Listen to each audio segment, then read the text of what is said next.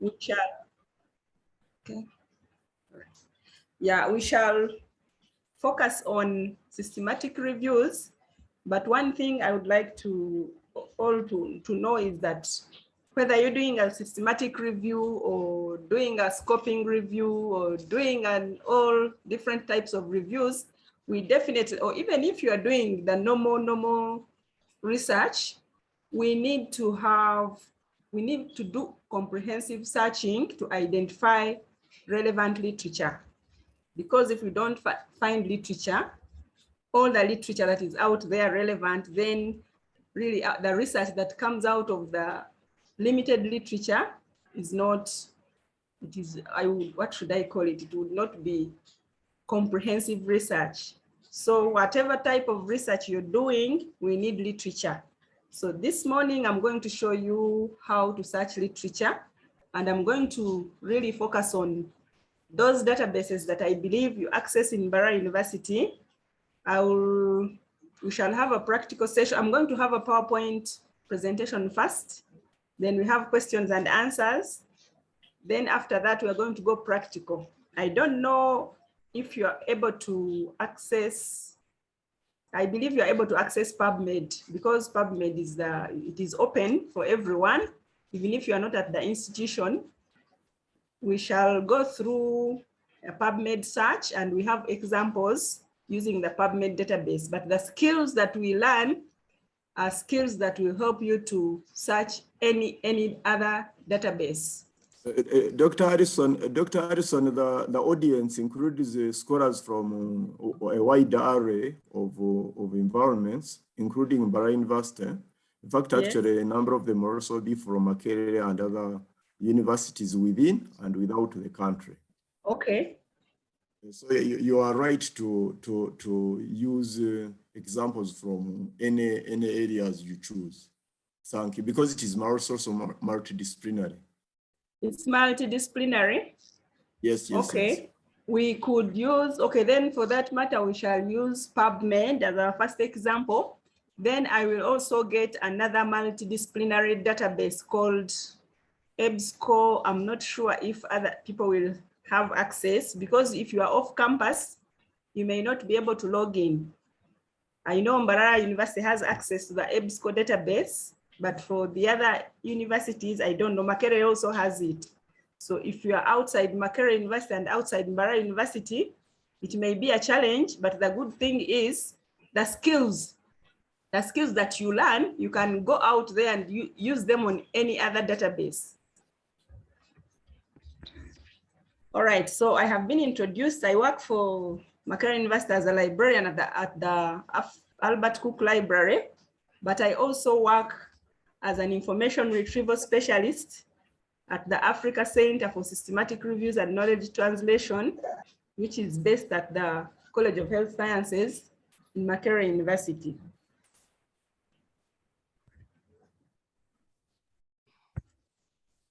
Yeah, so this is the outline of the presentation. I'll look at the introduction, the importance of systematic literature searching, then a briefly about systematic reviews. Then we shall go through how to develop a search strategy. For you to do a comprehensive search, you must plan, you must develop a search strategy. And you know, this is a plan that I'm going to follow. You follow it and you access most of the literature that is relevant to your search query. Then we shall look at the search techniques. We shall get bits and pieces from examples that I'll be giving. Then at the end, we shall put all those bits together and we see how the search strings comes out. And then lastly, we shall have a practical session using PubMed.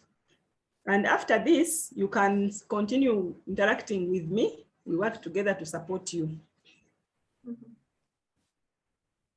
And I'm requesting that if you have a question, don't wait for the presentation to end. You can put up your hand, and if I don't see your hand, you can actually talk and you say you have a question. I may not be able to look at the chat all the time, but please, if you have a question, a burning question, you ask during the presentation. And at the end, I also give you a chance to ask questions and get clarifications. Thank you, Doctor. I will also be monitoring from the background. So in case there is something critical, we will let you know. Okay, thank you.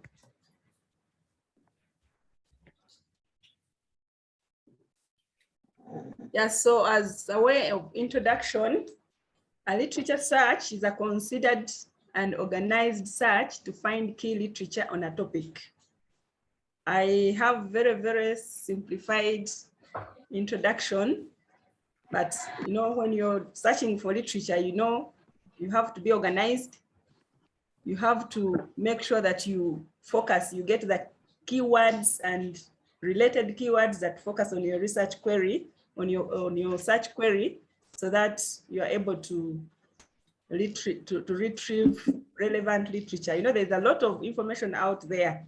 If you search a database, like if you searched Google Scholar, for example, you get millions of articles. Some may be relevant, some may not, some may be authentic, some may not be authentic. So we need to be focused. We narrow down our search so that we get more precision, we get more relevant. And there is no way you can search a database and you get only relevant to your search query. But if you get 80% relevant and 20%, I would call that one a good search. But if you get 1 million and out of the 1 million, you have only 3 relevant studies, I wouldn't call that one a comprehensive search. So to complete a thorough literature search, you should define what you're searching for, decide where to search. Those are the information sources or the databases, and then develop a search strategy. A literature search can be daunting and tiring, time-consuming task, but if you're organized, you would enjoy it. You would enjoy it and you would get what you're looking for.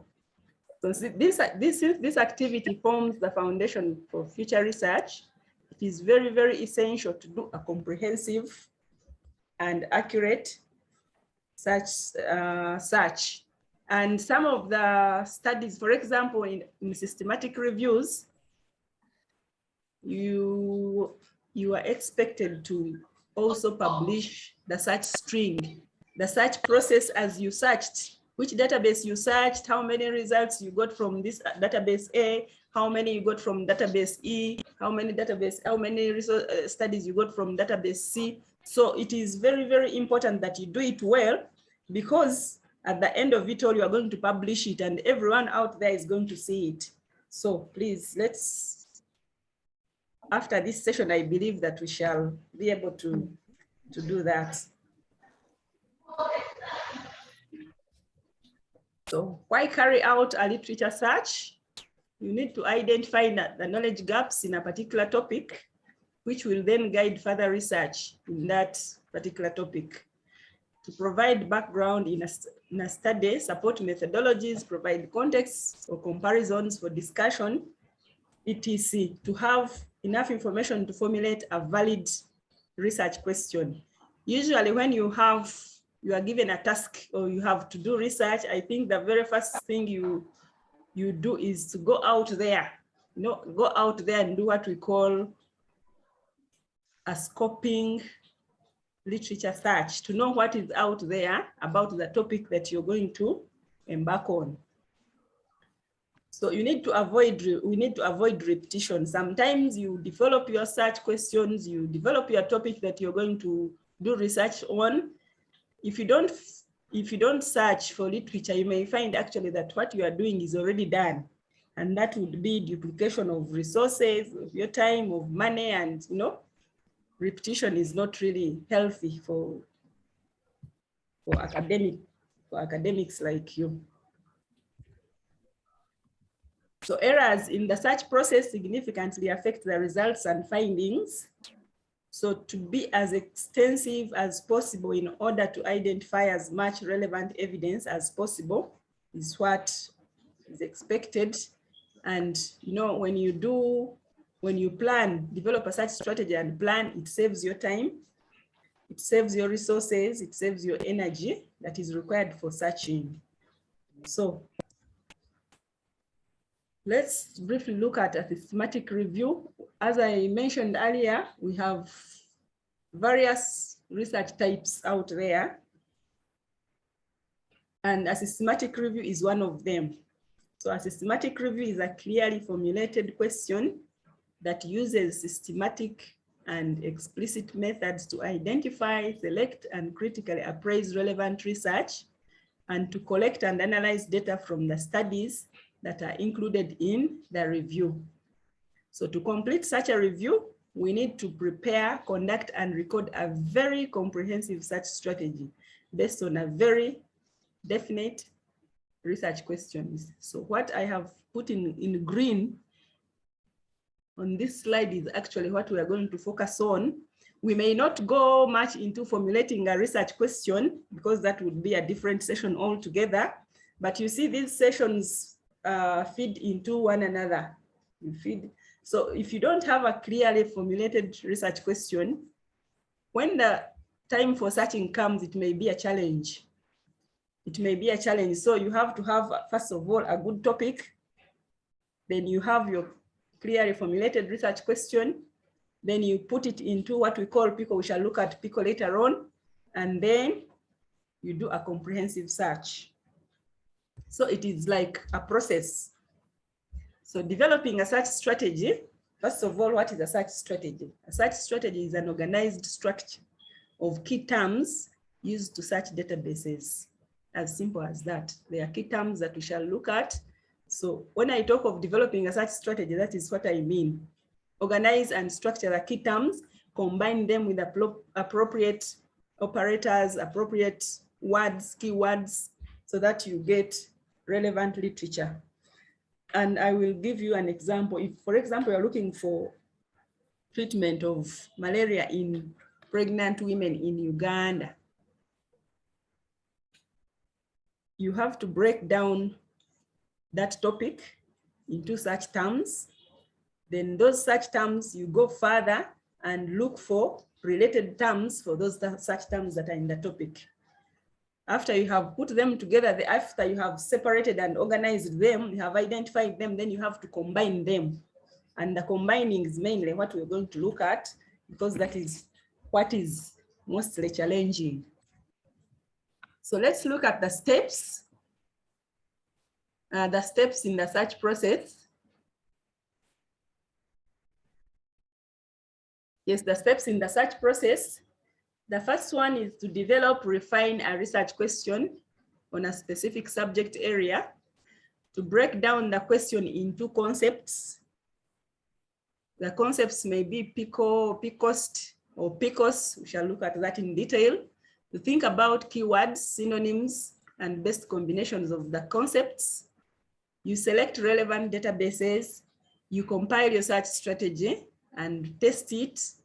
You test it by searching a database and see how relevant what you retrieve is.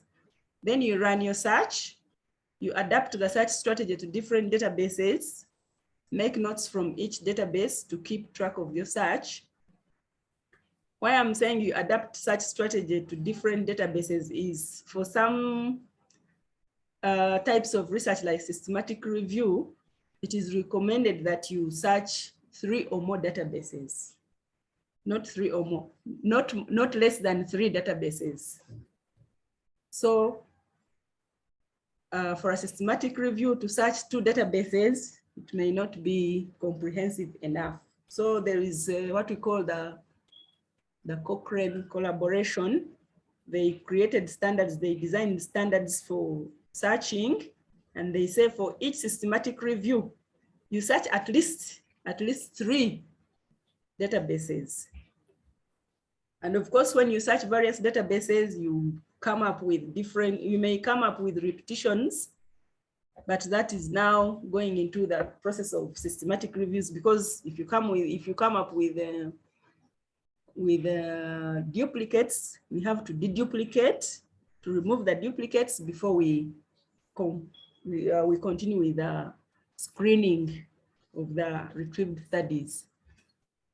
Then after you have searched, you find the full text. Sometimes databases, you search databases and you find you can only get the topic and the abstract. There is no PDF, there is no full text. When you click on access full text, they take you to the page where you are asked to pay. And to pay, it's usually not small. They may ask you to pay $20, $30 for just one article. So finding full text is another daunting exercise of identification of literature, because you may search PubMed, you find that one of those studies that you have retrieved actually is not available in full text. So you have to find out, you have to look for it out elsewhere. And of course, it may not be possible for you to find all the studies that you're going to include. Usually, if this happens, you have to include, to document it in your review to say that, you know, I failed to access 2 or 3 articles, so I did not include them. Then after you have found your full text, you document and manage the search results. I have a problem with my button. Sorry. Okay, so there is what they call the Russian doll. I just want to talk about this. This is formulating a research question. I mentioned that to do a comprehensive search, it is based on a clearly formulated research question. Now, if your question is not clear, it is a lot, and that's what I call the Russian doll question. It can be a very long and vague question, and actually, if you look at it, you may find that you need more than one research questions in that research question. Adela? Okay. So this example here is, let me read it. What are the best practices, including practices around waste disposal, patient transport and transfer, personal protective equipment, and patient isolation policies for the prevention of secondary infection of infectious disease for healthcare workers and patients? What do you think about that research question? Can I hear from you? It's very bulky. It's very bulky. Yes. It's very loaded. Yeah. It's very loaded. It's like so many questions. You have gotten so many questions and you have put them all together in one research question. And this becomes a very difficult research to do, because you realize that actually you have different populations. The first population is the healthcare workers. The second population is the patients. Then you may find that even the interventions, waste disposal, patient transport, personal protective, you have so many interventions in one research question. So when you're doing some research, like especially the systematic reviews, you are supposed to have a clearly formulated question, which is focusing on one. It has maybe one intervention and it has one population. You could have more populations, but the better, when you have one population, it's very clear and it's better. Okay, so this is what we call the Russian doll question. You can also go and Google about Russian doll questions and you read more about it. So when you're doing a research, a systematic review, you should avoid having one very long and vague research questions. Then there is what we call the Goldilocks principle. Again, the question should, I'm saying that it should be focused, but again, it should not be very, very narrow. It should not be too broad. It should not be too narrow. It should just be the right question. So when it's too broad, I can have examples. The too broad question, what are the health benefits of green tea? And when it is too narrow, which type of green tea, matcha or sencha, reduces the rate of heart attack in an otherwise healthy population? Now, just the right one, I'm not saying it has to be this, but I just got examples. What is the impact of green tea on pressure? So it should not be too broad or too hot. It should not be too narrow or too cold, as the Goldilocks principle says. It should be just the right temperature. So we shall look at what we call those. I mentioned that the research question is divided, is kind of categorized into what I called PICO. PICO stands for population. P is for population or patient or problem. How would you describe a group of patients similar to your own? Then the intervention can be prognostic factor, it can be exposure. What do you plan to do for your patient or the group that you have identified in P above? Then the comparison, what is the main alternative to compare with the interventions? In most cases, in some cases, the comparison is not there. You have nothing to compare. If you have nothing to compare, you don't have to include the C. Then finally is the outcome that you would like to measure, what you hope to accomplish or measure to improve or to affect. So that is PICO. Sometimes your question has a setting, may say treatment of malaria in pregnant women in Mbarara University. Now the setting becomes Mbarara University. That is the geographical setting. But then there is also a time setting. You may say, what is the, you can say treatment of malaria in children in Mbarara University from 2010 to 2022. So you are bringing in a time element.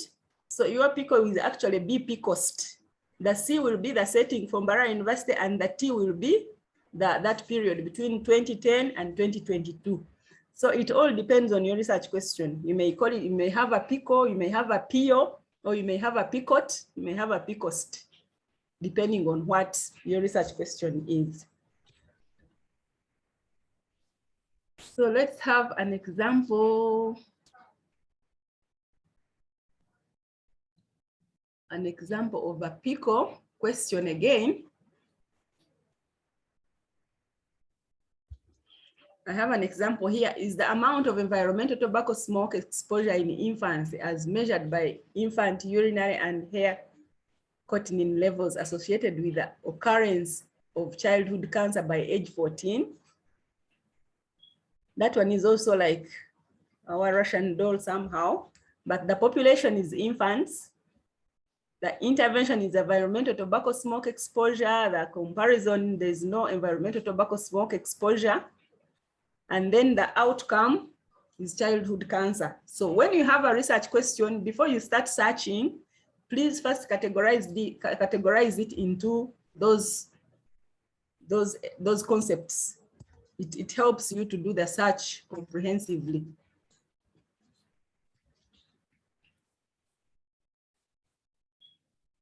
So let's look at the database search techniques. Are we clear so far?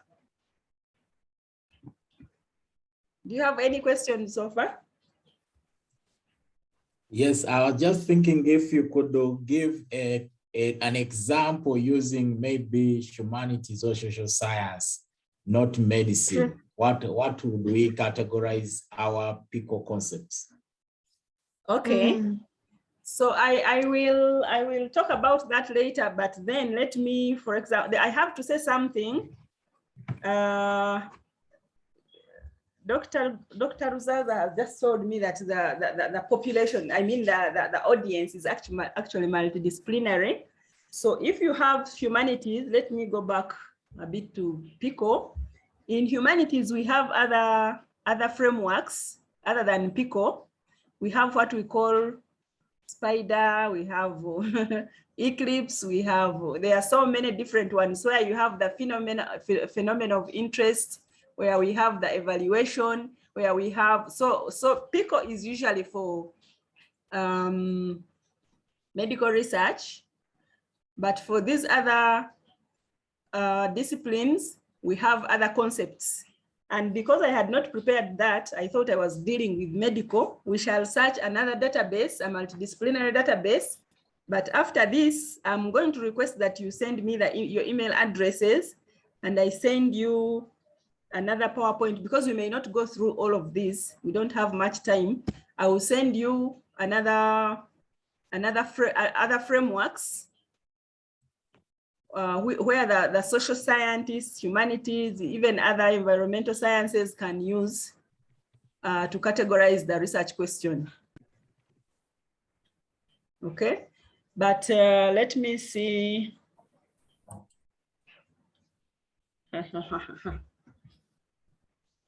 I think let's proceed. I am going to give you the others later on, because now I can't go thinking of other That's well, Doctor.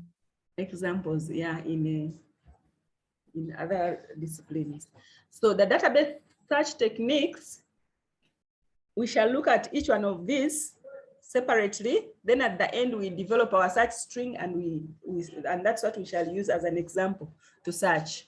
So we shall look at synonyms, subject headings, Boolean operators, truncation or wildcards, abbreviations, proximity searching, citation searching, and filters. We shall look at each one of these separately. Let's start with synonyms. Synonyms, actually, it's an English word that means related words. Related words, and I'll give you examples of related word in this question. What is the nutritional impact of Ramadan on nursing mothers? So a synonym of nutrition, in this case, I just categorized, I picked a few examples. So a synonym, we said synonyms are related words. So synonym that is, a synonym for nutrition could be diet, or it could be nutrients, but there are many out there. These are just a few examples.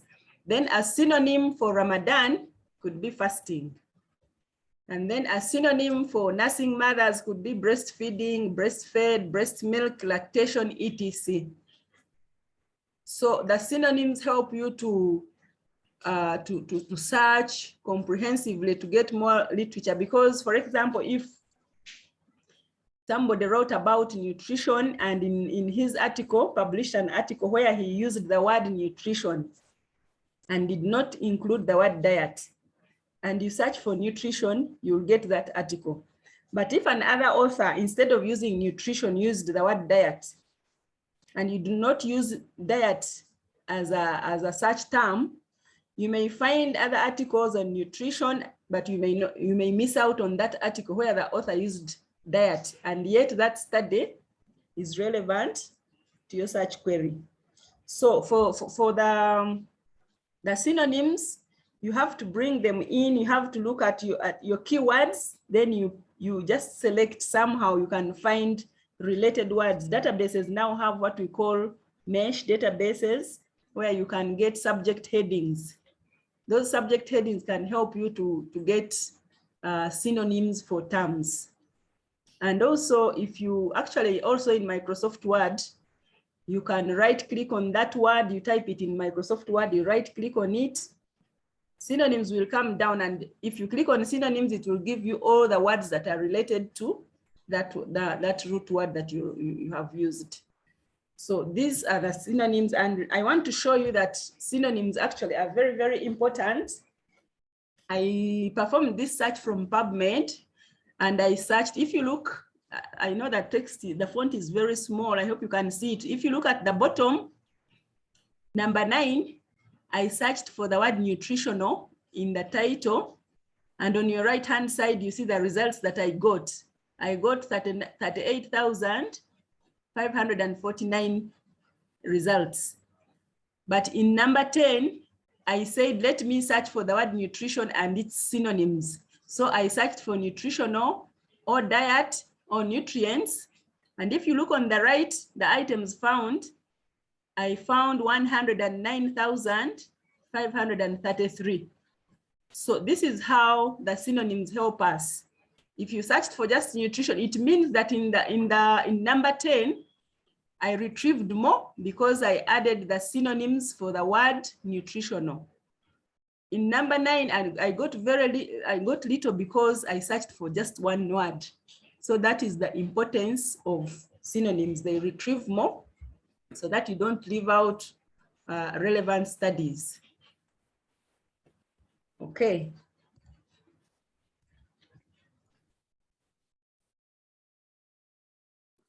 Then let's look at the subject headings. The subject headings are terms that are added to each article by the database compilers, not the authors. Sometimes, for those of you who have published, when you publish, the journal tells you that, okay, when you are submitting your article, please submit the article with 2 or more, like maybe 3 keywords. Those keywords are not necessarily what is used in indexing those terms, but they are picked. Some of them are picked. Now, the subject headings are already developed.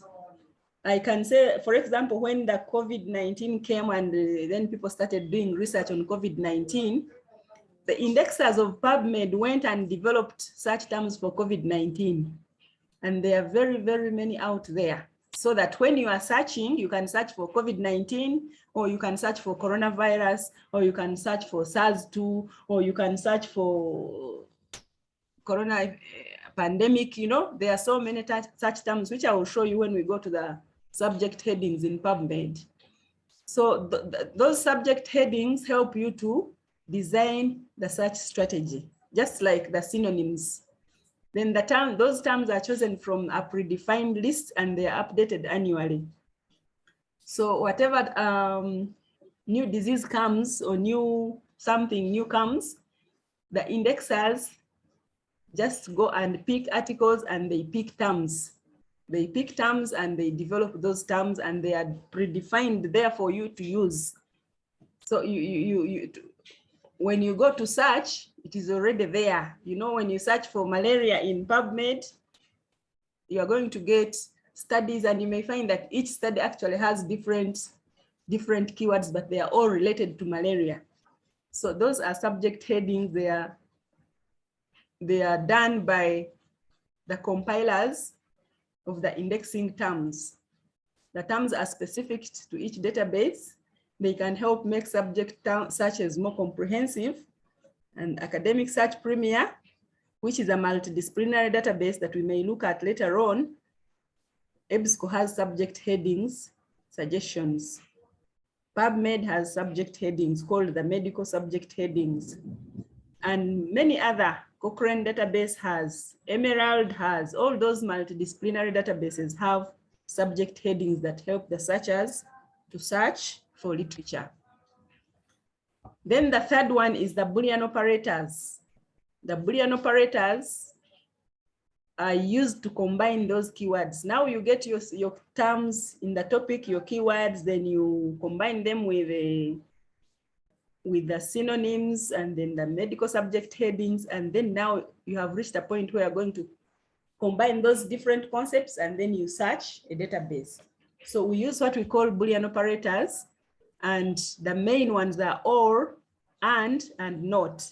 And also please note that the Boolean operators are written in uppercase, as you see. The basic operators are or, and not, and they are usually written in uppercase.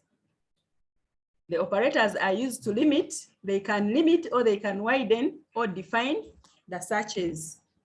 So let's look at the first Boolean operator, which is or. Now, or combines synonyms or related words. For example, if you're searching a database for adolescents, you may say adolescent or youth or teenager or young adult. If you look at all those terms, they are related. They all actually mean adolescents or youth, teenagers or young adults. So when they are related, we use Boolean operator or.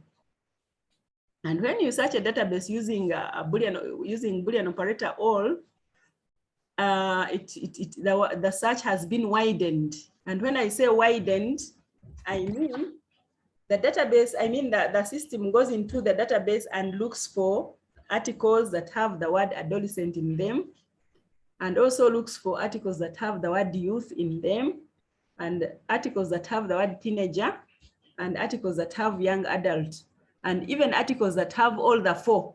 That is the intersection, that small box that you are seeing in those circles.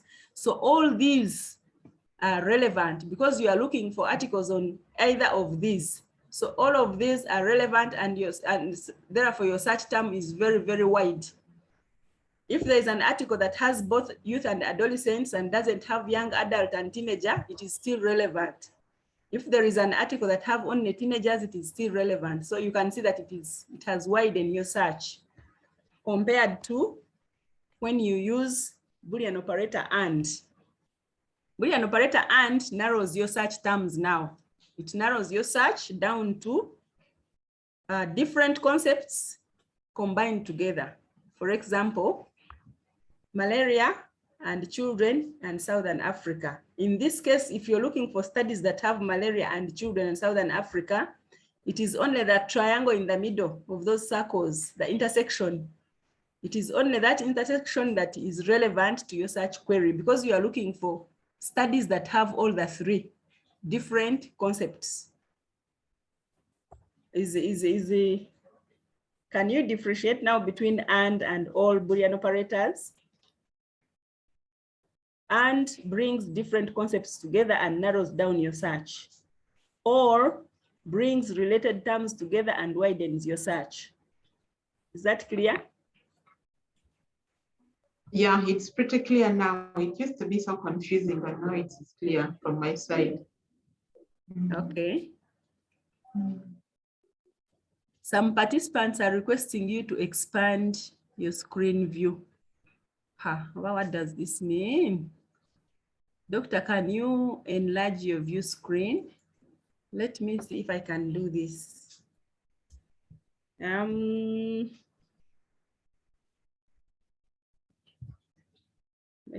see if I can, sorry.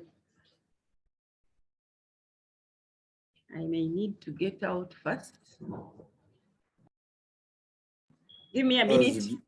Does view whole screen help? I beg your pardon? There is something view full screen? View full screen, does it help? I'm trying, okay, let me see. Let me first get out maybe.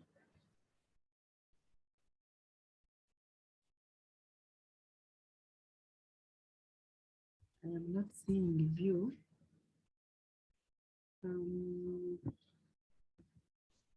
On the right top, where there is right more. on the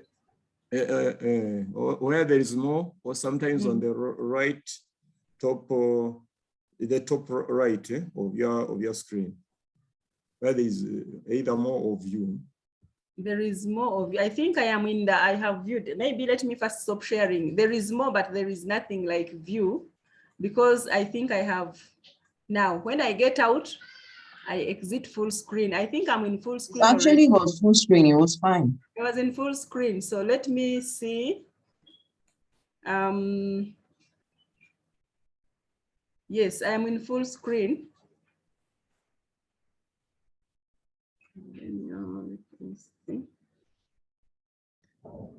Sorry, I can't change. I'm in full screen.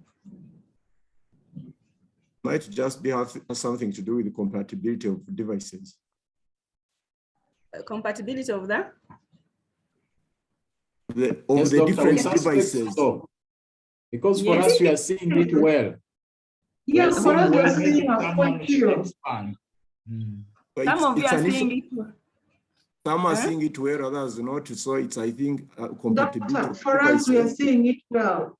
The view is wide. Maybe we should continue and then we accommodate each other, because also the devices differ. Okay, all right. Sorry for those. I think on their side, they have to look at the full screen they have on their laptops. Yeah, I think so. I think this is on individual screens. Mine is very fine. I am very okay. And I believe some of you. Okay, so let's proceed. The third Boolean operator is not. And the example you can give, I could give was if you're looking for literature on cats and not dogs, If you look at those two circles, what would be in the middle would be studies that have both cats and dogs, that intersection. But when you're using Boolean operator not, it means even those studies where both cats and dogs appear, you don't want them. You do not want anything to do with dogs. Whether studies come with dogs and cats, you don't want those ones. All you want is cats. So that is when we use Boolean operator not. And this Boolean operator has actually been used for when we are looking at terms for sub-Saharan African countries. There is where you put Guinea. There is a country called Guinea-Bissau. I believe you have heard about that country. But also we have a term guinea pigs. So when you just put in Guinea, the system goes and looks for a country called Guinea-Bissau and also looks for a term guinea pigs. So if you want to leave out the guinea pigs, the articles that are on guinea pigs, you will say Guinea-Bissau, not guinea pigs. So that is where, that's just an example of where not can be used. It's not rare, it is rarely used, but at some point it is very important. The main ones that we use are or and not. Then the last, maybe not the last, the second last such technique is truncation, different work endings, and wildcards. Truncation finds alternative endings to words. So you enter the beginning of the word and then end with a truncation symbol, which is usually an asterisk, like the asterisk on your phone that you know. For example, you could type in breastfeeding, breastfed, you say breastfeeding or breastfed or breastfeed. Or alternatively, you can just say breastfed, as you see down there, in the bottom line, the last sentence, you could type in breastfed and you put an asterisk. If you put that star, the system will look for articles that have the word that start with breastfed and end differently. Meaning all the articles on breastfeeding, breastfeed, breastfed, you know, all those will come. So that is where truncation comes in. It helps us to avoid a lot of writing, because sometimes you have words that begin the same but and end differently, and they may be very, very many words.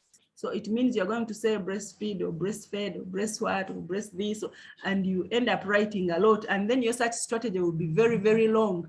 I have seen such strategies that are more than one page, but when it's too long, again, it is not good. So when you bring in truncation, you narrow, you reduce the search strategy, but you do not compromise on the results. It still brings you what you wanted to get anyway. So I have an example here where I used truncation.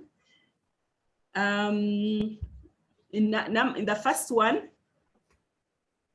I typed, and this was, I think, a Medline database, Ovid Medline. I put in alcohol consumption and I got 22,000 plus studies. When I put alcohol consume and I used the asterisk, it gave me more.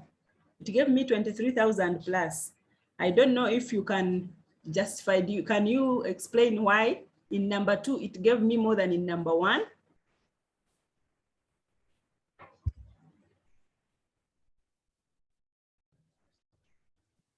Maybe it would bring in some more words, like I've said, like alcohol consumed, and then alcohol consumption, something like that. Yes, thank you very much.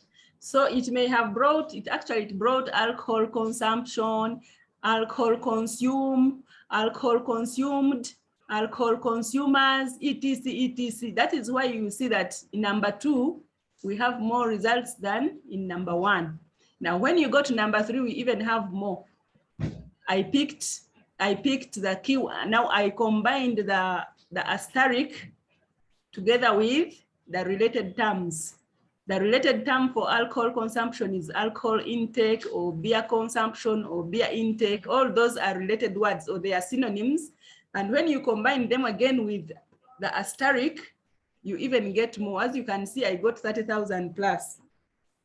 So it may have brought alcohol consumers and alcohol consumed and alcohol consumed, or alcohol intake, or beer consumed, or beer consumers, or beer consumed, or beer intake, or binge drink, or binge drinking. So it's quite a lot that comes. So for all these such techniques that we have looked at, they work best when they are all combined.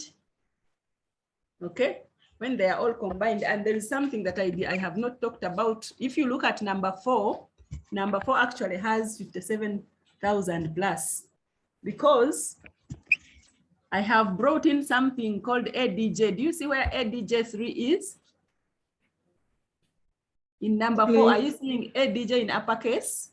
Yes. Yes. Yes. Yes, ADJ means adjacent. So I brought in something to do with phrases. Adjacent 3 actually means that when you are searching for consumption, the word unit or the word purchase or the word use or the word intake or the word binge should not be 3 words away from the word consumption. That's when it makes sense. Do you get it? Come again. Yes, this is a bit tricky. So alcohol or beer or wine, I am adding it with consumption or unit or purchase or use or intake or binge. But I'm saying that everywhere that I find alcohol or beer or wine or drink, the next word, those words down there, they should not be more than 3 words away from the word alcohol, not more than the word beer, not more than the word wine. Do you understand it now? So it's Maybe like, a question. Maybe I can give you, let me get another example outside.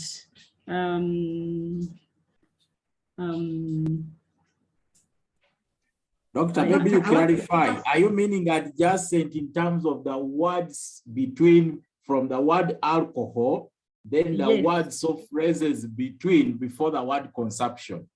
Exactly. Thank you very much. That's what I mean. Some people call it proximity searching. So that this word should be in proximity of this other one within 1 or 2 or 3. If it is if there are 4 words between, then it may the word may not make sense. The phrase may not make sense. But if it is within 3, if it is adjacent, I think the word adjacent means next, isn't it? It is related to the word next. So it should be within proximity of the other word, meaning we are looking at alcohol consumption. So in number 4, the word alcohol should not be very far from the word consumption. Okay? Okay. Yes, it should be not more than 3 words away from the word consumption. I hope that is how you use adjacent. You can say adjacent 2, adjacent 4, depending on what you want. Then in number 5, I brought in something, the alcohol or beer or wine or lager, or, adjacent to that one, or drink, rate, or drunk, or alcohol drinking. I have brought in alcohol drinking to number 4, and as you see, it has brought me more results. Now I have 80,000 plus. So what am I trying to say? I am trying to say that if you combine these different words with asterisks, with truncation, if you truncate them, and then you also combine them, you bring in the related words, and then you use the adjacent, you should get more results. And I know that you are thinking, when you search and you get 80,000, you feel like, no, this is wrong. Why should I get this? I don't have time to read through all this. But now for us, when we are searching for databases and we get more, we feel good, we feel excited, because we know that out of those many, if you narrow them down somehow, you are going to find all the relevant studies, all studies that are relevant, that are relevant to your search query, the search query that you put in to search. So when you search a database and you get 10, you say, oh, these are okay, this is very okay, I'm going to read all of them, and actually they are all relevant. But you forget that you have left out a lot of other studies that could be relevant. So the more you get, the better. That is for me what I think. For you, it may be the more I get, the more complicated the thing is going, the literature reviewing is going to be. But of course, I do not expect you to look at 80,000, but if you combine them properly, they keep reducing, and at one point you use the Boolean operator and to combine all these, and then you have fewer but more precise, more relevant. Okay, so let's proceed. Then we have what we call wildcards. These wildcards, they are not wild, but they are words that we have seen. They are symbols that we have seen. There's where they are optional and where they are compulsory. So for optional, a character does not have to be present. It is useful for US or UK spellings. For example, the word tumor. You know, there are two spellings of the word tumor. There is tumor with O-U-R and there is tumor with O-R. So when you put that question mark, you are telling the system that please bring all those different spellings. You bring the spelling where you bring studies where the author used tumor with O-U-R, and you also bring the studies where the author used M-O-R. I believe you know that there are different spellings of that. There are so many words that have different spellings. Anemia, I think, pediatrics, there are very many. So that one is optional. Then the compulsory one, we use the optional, we have used a question mark, and some databases actually use an exclamation mark. But this one, that is why I use the hash. We all know the hashtags. So the hash also brings words with different spellings, but then the hashtag is that where the hashtag is, that character must be there. That's why I'm saying it is compulsory. In the optional, if you remove the question mark, the word is still there anyway. But in compulsory, if you remove the hashtag, there is a missing letter. It could be S, it could be Z. So when you put that hashtag like that, the system will know that you are looking out for the words, the articles where the author used the word organize with S, and even those ones where the author used organize with Z. So those are what we call wildcards. A question. Yes. Yes, if you restrict it to a specific word, or in your case, you're saying it may be organized with Z or organized with S. So wouldn't you be narrowing your search, like restricting to maybe a UK English or a US English spelling? No, actually, I would be widening the search, because now I'm actually instructing the database to bring all those studies where the author used the word S, the word organized with S, and also bring those ones where the author used organized with Z. I am widening for both S and Z. Okay. Is that clear now? Yes, Doctor, thank you. Okay, so there's what we call proximity searching, and I think I've already talked about this in adjacent. In the previous slide, I think the other slide which had adjacent, but also proximity searching is a very important search techniques that we should use when searching. Looking for words in the same sentence or within n words of each other. I think this is clearer now. Look for words in the same sentence or within n words of each other. That is proximity searching, and I think I talked about it in the other breastfeeding example. It's useful when the vocabulary used to describe your subjects, your subject is variable. So an example down here, you could type in breast milk, breastfeeding, breastfed, or you could just say breast, adjacent 3, in brackets, milk or feed or fed.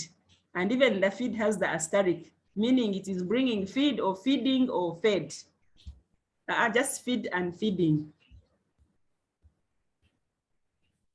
Is that clear?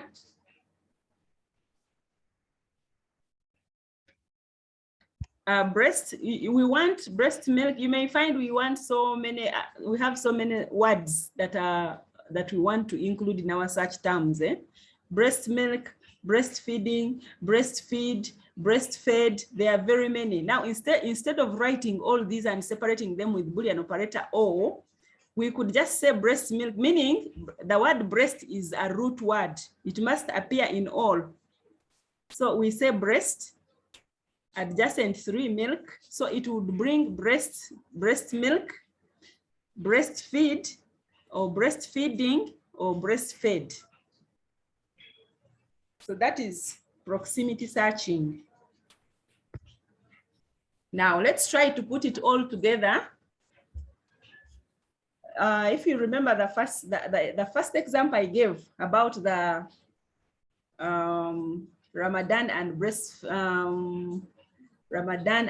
breastfeeding mothers, the impact of Ramadan on breastfeeding mothers, we said that the synonym of Ramadan is fasting. As you're seeing, that's why they are in green, they are together because they are related. We call them synonyms. Then we have synonyms also in 3 and 4. The first synonym is breast adjacent 3 milk or feed or fed or breastfed or lactation, and also breastfeeding. Those are also synonyms of breastfeeding. Now we have another set of synonyms in 5, 6, and 7 about nutrition. Remember, we are bringing the different concepts together because at the end of it all, we are looking at articles that have the word Ramadan or fasting together with breast milk or breastfeeding or breastfed together with nutrition, because we are looking at the impact of breastfeeding on nutrition. The impact of Ramadan on breastfeeding mothers, and we are looking at nutrition, how it affects them or their nutrition or something like that. So the 5, 6, and 7 are also related, but they are different concepts. Now, if you look at the different colors, I am bringing in different concepts and I am going to add them together using Boolean operator and, so that the system gives me all the studies that have all those or any of those different concepts. So in 8, I am looking at 1 or 2, which is Ramadan or fasting. Then in 9, I am looking at 3 or 4, which is breast milk and its synonyms. Then in 10, I'm looking for 5, 6, and 7. They are also related to nutrition. Then finally, 11, I get 8, which is 1 or 2, and I combine it with and 9, which is 3 or 4, and 10, which is 5 or 6 or 7. Now we are going into the mathematics of searching. This is how it looks now. This is the summary, and this is our search string that if you copied this and pasted it into a database, actually a medical database, you'd get studies that are relevant to your search query. Remember, your search query is the impact of Ramadan on breastfeeding mothers. Okay? So Ramadan or fasting, and bring another concept, breast or breast milk or breastfeed, and bring another concept, which is nutrition and its synonyms. So that is how the search string is developed. Now, the last one is called hedges or filters. And this one is, let me see, thanks Alison for the truncating principle. How much literature is enough or average? 80 is too much. 20 books or articles could be low. Okay, we shall talk about that. There is what we call filters limiting. If you have 80 and you think you have used the right search terms, we could go down and limit them to actually 30 or 20, and you still have, now you are increasing your precision You are reducing on the irrelevancies and increasing on your precision. We shall look at that later. Oh, sorry. So we have hedges. Hedges are called, okay, they mean tested searches for common elements. It could be methodology or population or shared for others to use. And these are shared for others to use. There's what we call the geographic hedges to limit searches to only certain regions. For example, low and middle income countries, studies in sub-Saharan Africa. So I am going to share these slides with you. You click on these links and you'll be able to see the geographic settings. So when you're searching, for example, if you want to look at your systematic review is going to be focused on low and middle income countries, instead of now saying, and I'm just going to put in the word low and middle income countries and stop there. No, that's not how we do it. Low and middle income countries has very, very, very many synonyms. You know, we have, I don't know how many low and middle income countries. I know we have about 53 countries in sub-Saharan Africa. So when you're writing, when you are doing low and middle income countries, you write low and middle income countries, or low or limited resource settings, or poor countries, or Uganda, or Tanzania. You go until Zambia. Zambia or Zanzibar, the very last one. So I'm saying low and middle income countries. If you look at the search strategy for low and middle income countries, it's almost like half a page, because you have to include, if you want to be comprehensive and to do literature, to search for literature and to document the search strategy for a systematic review, you must include all the synonyms for low and middle income countries. So people have decided to, instead of having to look for them every time you want to do that research, they have decided to develop those hedges and they publish them for everyone to use. So sometimes if you send me literature to search for you and it is focusing on low and middle income countries, I'm not going to go to Google and search for low and middle income countries, because I already have a published search strategy for low and middle income countries. I'll just go copy it, paste it in that database, and I add it to the other search terms using AND Boolean operator. There is also study design filters to limit search by study design, for example, quasi-experimental studies. Then there is also population hedges to limit searches to certain populations, for example, the sexual minority groups. All those different hedges have been developed and published, and they are free for everyone to use. And they save time because they have been tested and peer reviewed. Okay. So finally, after you have searched, you have to peer review your search strategy. For some of you who have done systematic reviews, you must have noticed that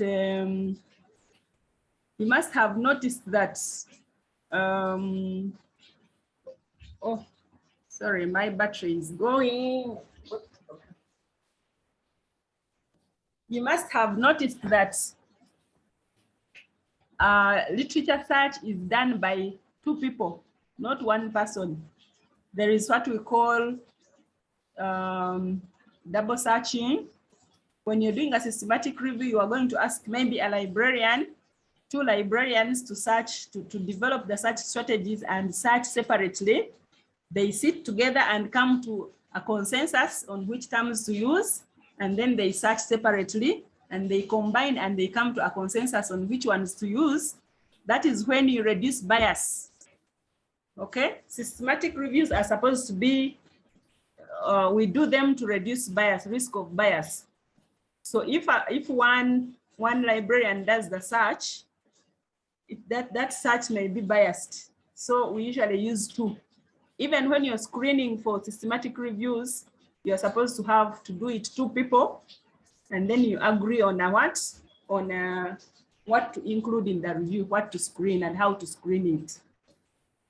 Usually when you develop a search strategy for a systematic review, you can develop it today, you revisit it tomorrow, you ask someone to look at it for you. Afterwards, finally, when you are sure that this is what you want, then you run the search. This is how we have been doing it. So after you have done that, you run the search and you find your studies. You find your studies and then you manage them. How do you manage them? You can manage them by using a reference management software, reference management tool like EndNote or Mendeley or Zotero. There are many out there. You can also use the EPI reviewer. There's what we call the EPI reviewer, which helps you develop systematic reviews so that all the studies that you get, you just you upload, you download them into EPI reviewer and you do the screening, the selection, the coding, everything is done into EPI reviewer. But that EPI reviewer is not free. There are other tools, other systematic review tools out there that are free. There is Sumara, there is Ryan. I actually know of only Ryan. The other option, you can use an Excel sheet just to do the coding and screening. But if you are to use a tool, most of the tools are, you have to pay for them. I know Summarize or Sumari, what they call Sumari, is about $110. But there are those ones that are open source, like Ryan. You can Google that. You can Google that and find out which ones are free. Okay, so we are going to have a session now, a hands-on session, but if you have any questions, please, if you have any questions, you ask. For those who have questions and have not asked them, ask, then we can go hands-on. You can have a break as you ask the questions. Thank you, Doctor. I was wondering from your last statement concerning 2 people doing systematic review. So yes. It creates fears for me who is a postgraduate student and I'm going to do my literature search alone. Does it mean it can't be practically done by one person? Or what is your comment regarding to comprehensively or effectively doing it as a postgraduate student? Okay, thank you for that question. What you are going to do is not a systematic review, right? You are just going to do your normal research, the usual. I don't know whether systematic review is abnormal, but what type of study are you doing of research? I'm doing a qualitative study. Yes, it's a qualitative study that incorporates ethnography and phenomenology. Okay, so the answer to that is, if you do it alone, it is okay. It is comprehensive. But if, depending on how you do it, by the way, not that. But when you're doing systematic reviews, I think it is now becoming a requirement, a policy. It's a standard that when you're doing a systematic review or a scoping review or a meta-analysis or an umbrella review, I didn't want to go into those details. But if you are doing that high quality research, then you need to have 2 or more people doing the search, 2 or more people doing the screening. Why? Because when we do systematic review, we try as much as we can to reduce the risk of bias. These other studies, qualitative studies, they are okay, but sometimes you find that they have some bias.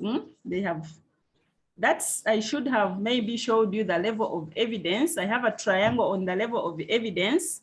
The triangle, as it goes up, it narrows and the quality increases. From down, you have qualitative studies, you have quasi-experiments, you have so many. Then as you go up the triangle, they reduce, but the quality increases. So on top, we have systematic reviews and meta-analysis. Those ones are very, very high quality and they have less risk of bias. So it depends on what you are doing. If you are doing a qualitative, if you are doing a literature review for something, so that is not a systematic review or a meta-analysis, you can do it alone. It is okay.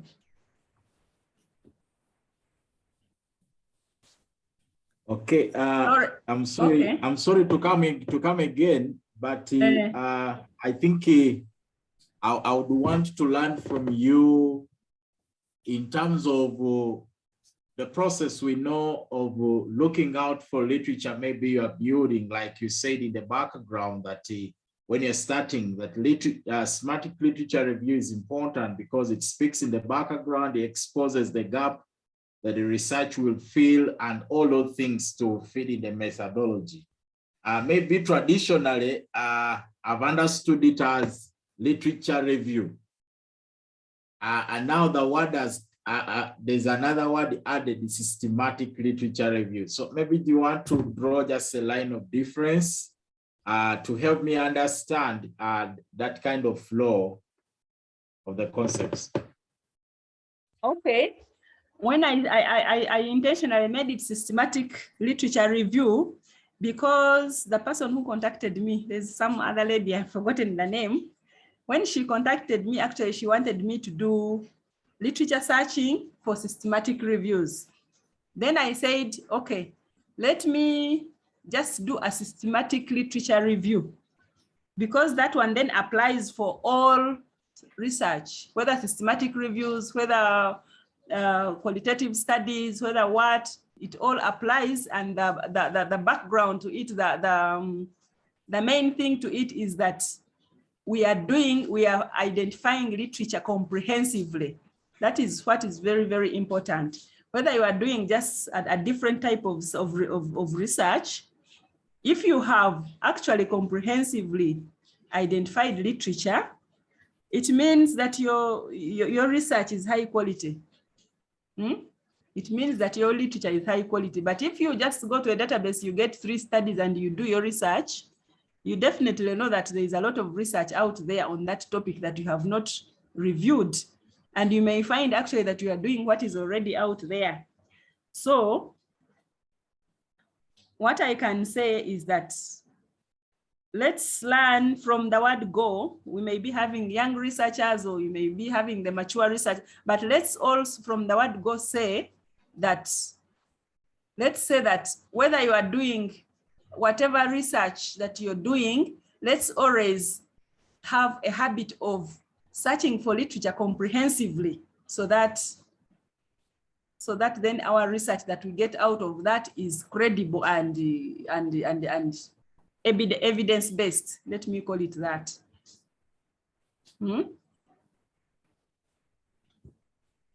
Thank you. That's helpful. Okay. Now I have Florence Muheire is saying, I need to know the difference between systematic review and meta-analysis. Florence, I did not want to go into this because as I told you, is that systematic reviews is a different session altogether. But I'll just say that you can do a systematic review with a meta-analysis. A meta-analysis is actually a statistical presentation of findings from the various studies. This statistical presentation is usually done in like something called a forest plot. Some studies, especially qualitative systematic reviews, may not need meta-analysis. You don't need to have a meta-analysis in your systematic review, but for those who want to present their studies statistically, they include meta-analysis. And a meta-analysis, if I may say what it is, meta means many. You are bringing very many various studies together to analyze them. That is a meta-analysis, okay? And you present them in a forest plot kind of diagram. If you will go and have a look at, if you Google what a meta-analysis is and you go to images, you will see something like a forest actually. It has a line in between. It has studies going across that line. It's actually like a tree, but those lines across are representing the different studies that you have included in your meta-analysis or in your systematic review. I may not say much about that. I don't know, Gadi, are you still there?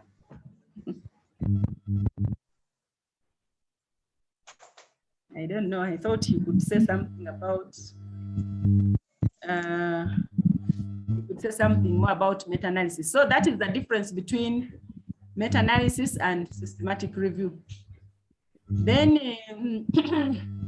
John Baptist has been having his head up. John Baptist, before I see what Asimu has put in the chat, John Baptist, can you say your comment or your question?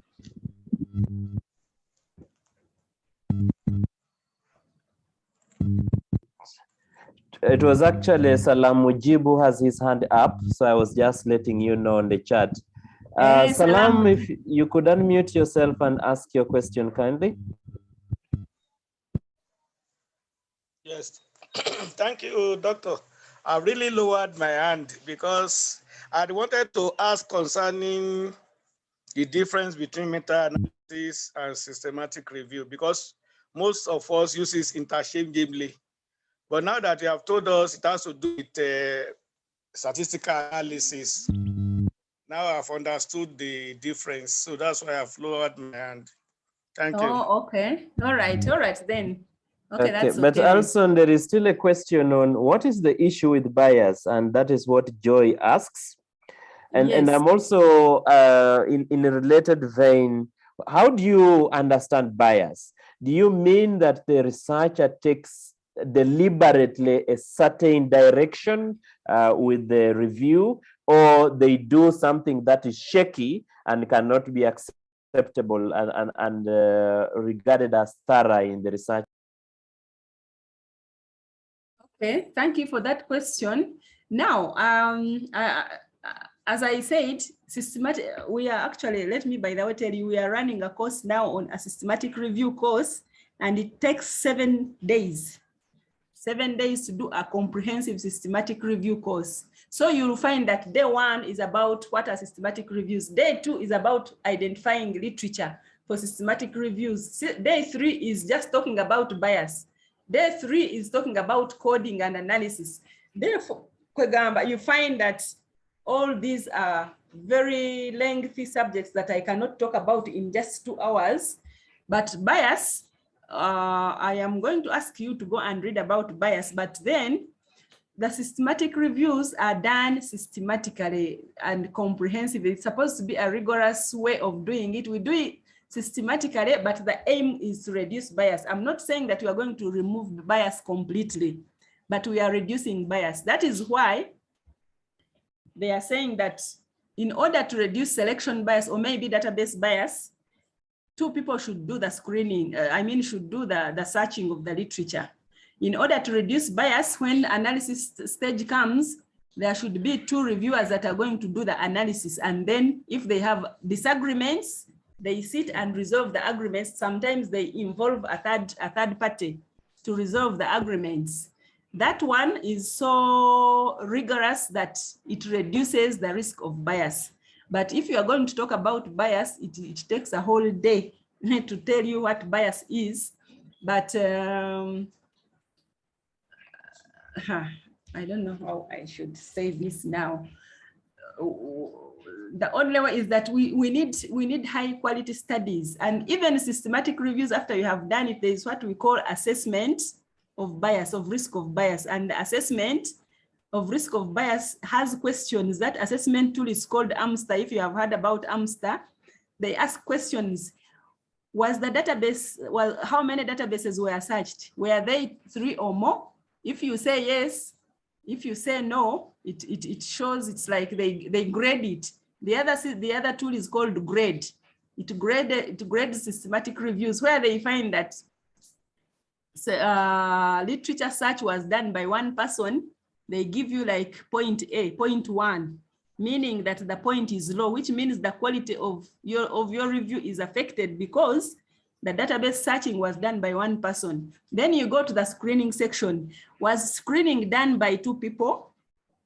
If you say yes, then you proceed to the next question. If you say no, then they give you a grade that shows that there is some kind of bias because it was done by 1 person. So I think you need to go and look at, if you go and Google, this is just an introduction to just tell you what is out there. You go and read and look at the assessment for risk of bias in systematic reviews. You will get those tools called Amster. One is called Amster. I think there's another one called Grade. I think there are many others out there. They show you how to screen, how to assess the quality of studies that you're going to include either in a systematic review or in an overview of reviews. There is something called an overview of reviews. When you're doing a systematic review, you get different primary studies and review them and have a systematic review. But you may say, I want to do an overview of reviews. I want to do a systematic review of systematic reviews. So you go out in the databases and search for systematic reviews and you review them again. That is called either an overview of reviews or an umbrella review. There are so many reviews out there, which I'm not going to go into now. But when you are reviewing systematic reviews, you also have to assess the quality of those reviews. And the aim is to reduce the risk of bias. I think that is all I can say about risk of bias for now. Is it clear? That is fine, thank you. Uh-huh. But Joy is putting her hand up again. Yes, Joy. Yes, Joy. Yeah, thank you, Chair and Dr. Allison. I think what Dr. Allison was trying to tell us about systematic review is why it is different. And Dr. Allison, I've been to your class. I'm glad to be back. I've been in your class of systematic review for a week, which you did at the Office of the Prime Minister. So now, what I understood from systematic review is that it is a high level of rigor. You're trying to get the literature to the highest rigor to try and get the new ideas from the best ideas. So what usually confuses us in the general research is that we want to think that literature review is the same as systematic. I think systematic is another level higher beyond the comprehensive, but systematic is for a certain purpose. And for instance, when we did it at Office of the Prime Minister, we were on the purpose of policy, influencing policy, using the very relevant literature which is out there. So I think we were looking at, we're trying to get the best literature and get again the best ideas out of it. So it became a meta-analysis of other matters. But again, you're very selective of those articles because you want to select the best articles and you want to select all the information. You don't want to be biased by, I want to read what comes from Makerere only, or I want to read only what comes from John Hopkins only. But I am very, very rigorous. I think that's the difference. Yes, Joy, thank you very, very much. I'm glad that you are back. I hadn't. Okay, so that is actually, thank you very much. You have clarified it better than me, I think. So one thing I did not mention, maybe what Joy has said, when you're doing a systematic review, you must know, what am I doing this systematic review for? Am I trying to influence policy? Am I trying to inform, what should I say, to inform policy or to do practice? Am I trying to help the, let me say, the healthcare workers do their work better? So when we are doing a systematic review, we should have an aim of why are we doing this? A reason why are we doing systematic reviews? Of course, as Joy has said, systematic reviews are done, there are those high level evidence literature that is out there. And it is very, very important that when you are trying to produce that high level evidence, you do it rigorously and comprehensively. Sometimes it may be influencing policy. Sometimes you may want to do actually policy briefs out of the systematic reviews. You may want to do rapid reviews. I hope you know about rapid reviews. For example, if like when COVID had just come, people like last year, I think that was 2021, 2020, people wanted more information, very quick information to influence policy decisions on what to do, whether to put lockdown or what. So that we were asked to do a policy brief on COVID infection, illness, and death among health workers. So it is, we have, when you are doing that review, you have a reason why you are doing it. Yeah? And I think that one helps. Imagine that the government or the Ministry of Health makes a decision based on your systematic review, and that decision does not work. Of course, if you are to go backwards, looking at why didn't it work, then you go back to the literature, you say, oh, in this literature, they said this could work, but it has not worked. So when you are informing policy and policy that is going to affect, for example, the lives of Ugandans, you have to have evidence-based literature to base on, to do that decision, to make that decision. Yes, I don't know if there are any other questions. We could be here the whole day. Let me see Asimu again. Listen to the truncation. Okay, I think I've answered that. This is great. The screen is fine. I think we can now stop here. This was a commercial break. We are now going online. I know you're tired, but we have to finish this. Let's go online, and I am going to start with PubMed. And if time allows, we shall also get a multidisciplinary database like EBSCO for the benefit of those who are not from the biomedical sciences. Okay. I don't know if we have any other questions. This is one of the examples I wanted to use. This is a review that we did, an evidence synthesis that we did last year about COVID-19. And I thought I would use this to do the search, but we could still use, I think it's not working, but we could still use the breastfeeding mother, that thing that we, there's something wrong now. Are you seeing my screen? No. No. I don't know what happened. Let me go back. The computer is tired, I think. Okay, so that is where we were.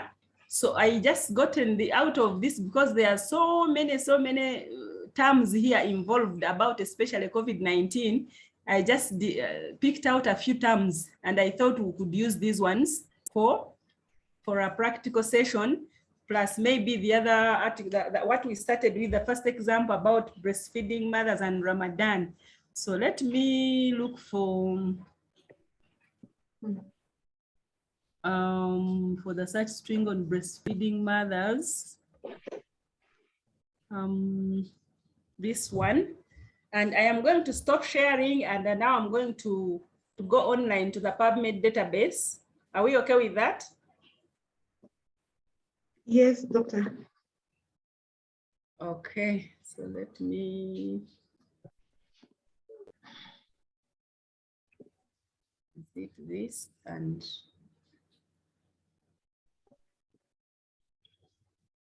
open PubMed.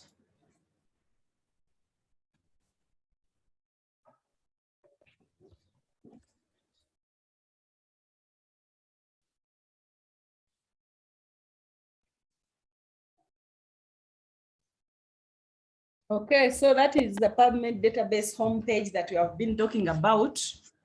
It is a database by the US National Library of Medicine. And it's an index because it indexes literature from various journals. Some of them that are not in open access are not free. You will find only an abstract. And others that are published in open access journals, you find the full text there, the PDFs there.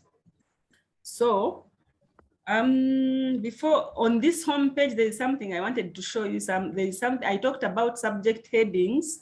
Now let me just scroll down and go to the medical subject headings database. This database is not going to give me literature. I just want to show you synonyms of certain words, and I'm going to use COVID-19. Let me see. So I'm not interested in the testing in the vaccines. I'm only interested in the general COVID-19. So when I scroll down, are you seeing this? what I have highlighted. All those are synonyms of the word, of the term COVID-19.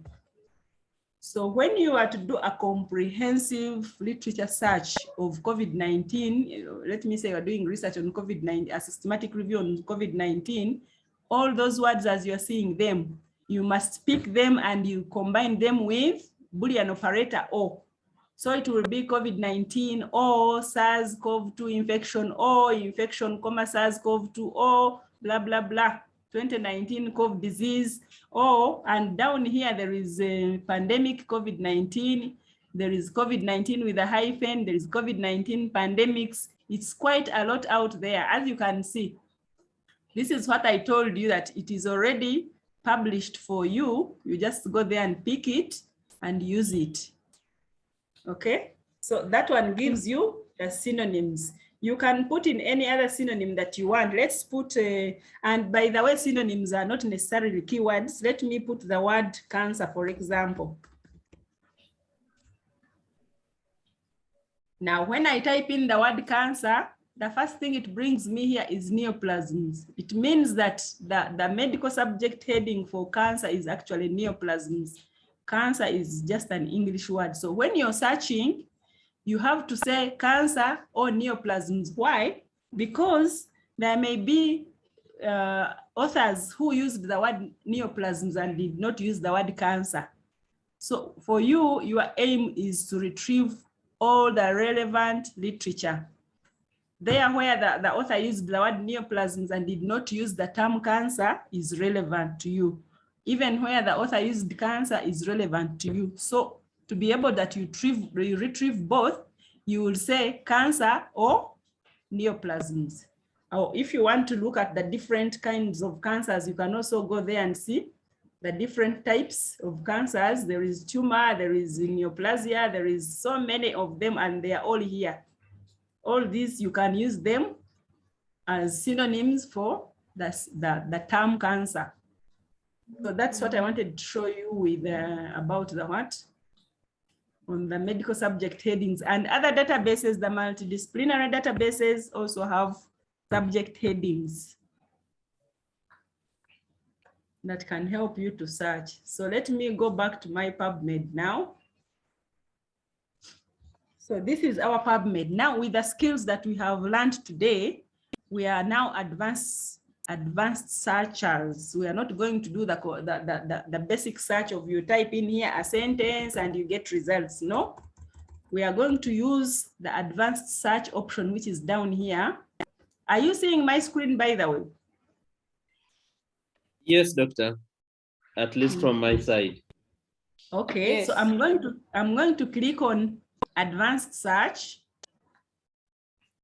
This one was wrong. Okay, this is the advanced search. And I'm going to go to my search terms now, Ramadan or fasting.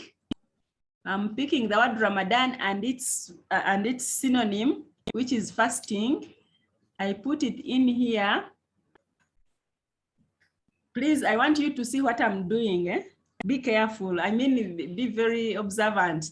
Now, when you leave it as all fields here, it means that you are instructing the PubMed to search all fields of an article, beginning from the title to the abstract, to the keywords, to the body of to the text of the article, to the references, to the appendices, etc. That is what all fields mean. But if you want to be very, very precise, we can say we want to search for the word Ramadan or fasting in every title and abstract of whatever we are going to retrieve. In short, we are instructing PubMed to go to the abstracts and titles of articles in the database and search for the word Ramadan or fasting. So this is how it is. I'm going to add it to the search query down here. And this is our search strategy. Now we are just developing it as you will see. So I'm going to search for this alone. And it will give me 119,641. This is quite a number, but don't be worried. I will show you how to reduce it. Now I'm going to go back to advanced search And I picked the other concept, which was breastfeed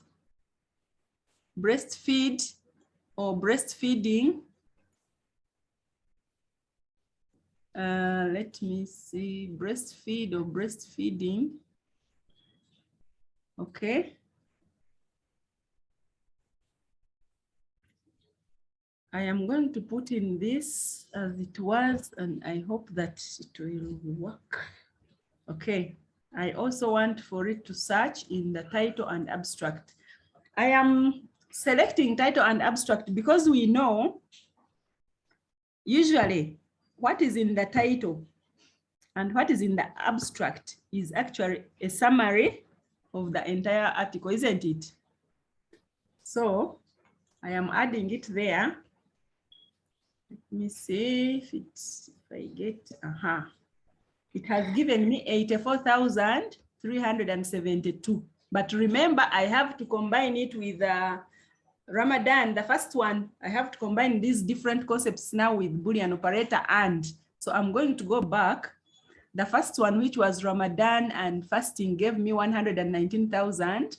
This number 2 has given me 84,000, which is breast milk and breastfeeding. I'm going to combine these two, and I want to show you how to combine. I'm going to, do you see these 3 dots? I'm going to click on them. I add to the query and it goes to the app in the box. Then I also combine this with Boolean operator and do you see what has been formed here?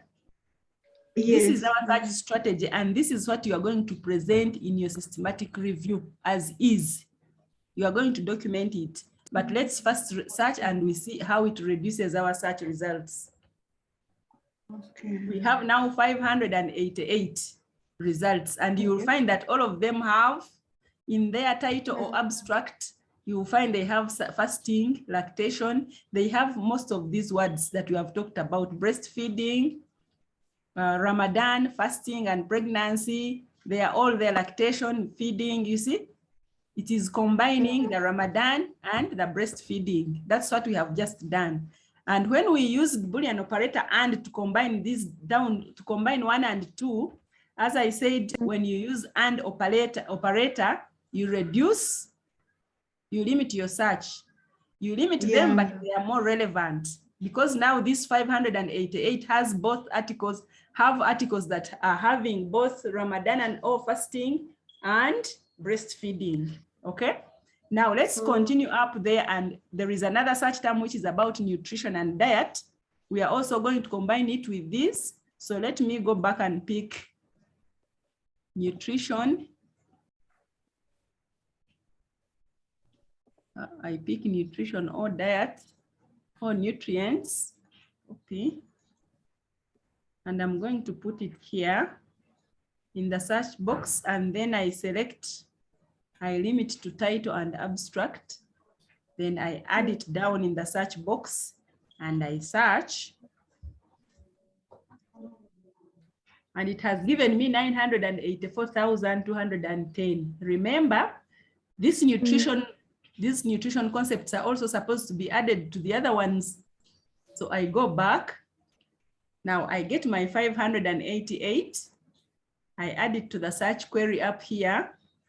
And I add this one using and Boolean operator. Do you see the Boolean operators are already embedded in PubMed? I add it. So before I even search, this is our search strategy. Do you see it? It combines Ramadan and fasting. It combines breastfeeding and its synonyms, and it also combines nutrition and diet, etc. and its synonyms. They are synonyms. So this is the whole thing now. It is combined, and I am going to search for it. And guess what it has given me? 282. Do you see how I'm reducing? I think someone asked about, this is quite a lot. How do I reduce? This is how you reduce. And when you are writing, you may say that actually, these are relevant, but I only want studies that were published from 2000 and let me say from 2005 to 2022. You can reduce further from this side. Do you see this graph? Are you seeing the graph on your left? I'm going to select It is showing the studies that have been retrieved are from 1972 up to 2022. Okay. I only want those studies that were published from 2005, from 2005 up to 2022. So they are definitely going to reduce. They have come 208. Okay. I may say, but now, how am I going to interpret studies that are not in English language? So I don't want studies in French, in Portuguese. So let me go down and select only those ones that were published in English. Okay. So I click there. I have remained with 199. I can go further and further depending on what you want. Okay. I may say, okay, I want only meta-analysis, or let me say, I want only systematic reviews. Okay. Let me click on systematic reviews and see what it gives me. Only 2 studies on, only 2 systematic reviews on our search query. Do you see it? There it is. Yes. I can say, okay, I want both systematic reviews and meta-analysis. It has still given, only in English language, it has still given 2, which means these ones, these systematic reviews actually have meta-analysis. I may say on top of that, I want also RCTs, the randomized controlled trials. I can do that. And I have 16. So do you see how you go reducing? But as you're reducing, you are increasing on the precision or on the relevance of your search query, of the studies to your search query. Okay. This is what I wanted to show you in PubMed. Do you have any questions so far? And here on top, the filters that I applied are all showing here. It is telling me that these studies are from 2005. Actually, the 2005 has gone. They are meta-analysis, RCTs, and systematic reviews, and in English language. Remember, when you finish searching and you have done whatever you want, you have to clear these searches. If you don't, next time you open, you may not see it, and you start searching when you want more studies, and they will be limited to only this. So when you finish final and you are stopping to search, you clear all. And when you clear all, of course, the other original ones come. Okay? Okay. Yeah. So that is how we search PubMed. Now, do you have any questions? Yes. Yeah, I actually missed out how you got the synonyms from the PubMed database. How I got the synonyms, eh? Yes. Okay, let me click on PubMed homepage here.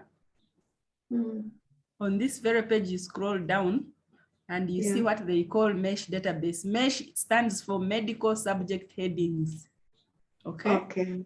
Yes. You go there and you put in, let me see, what can I put? Tuberculosis. Put perinatal death.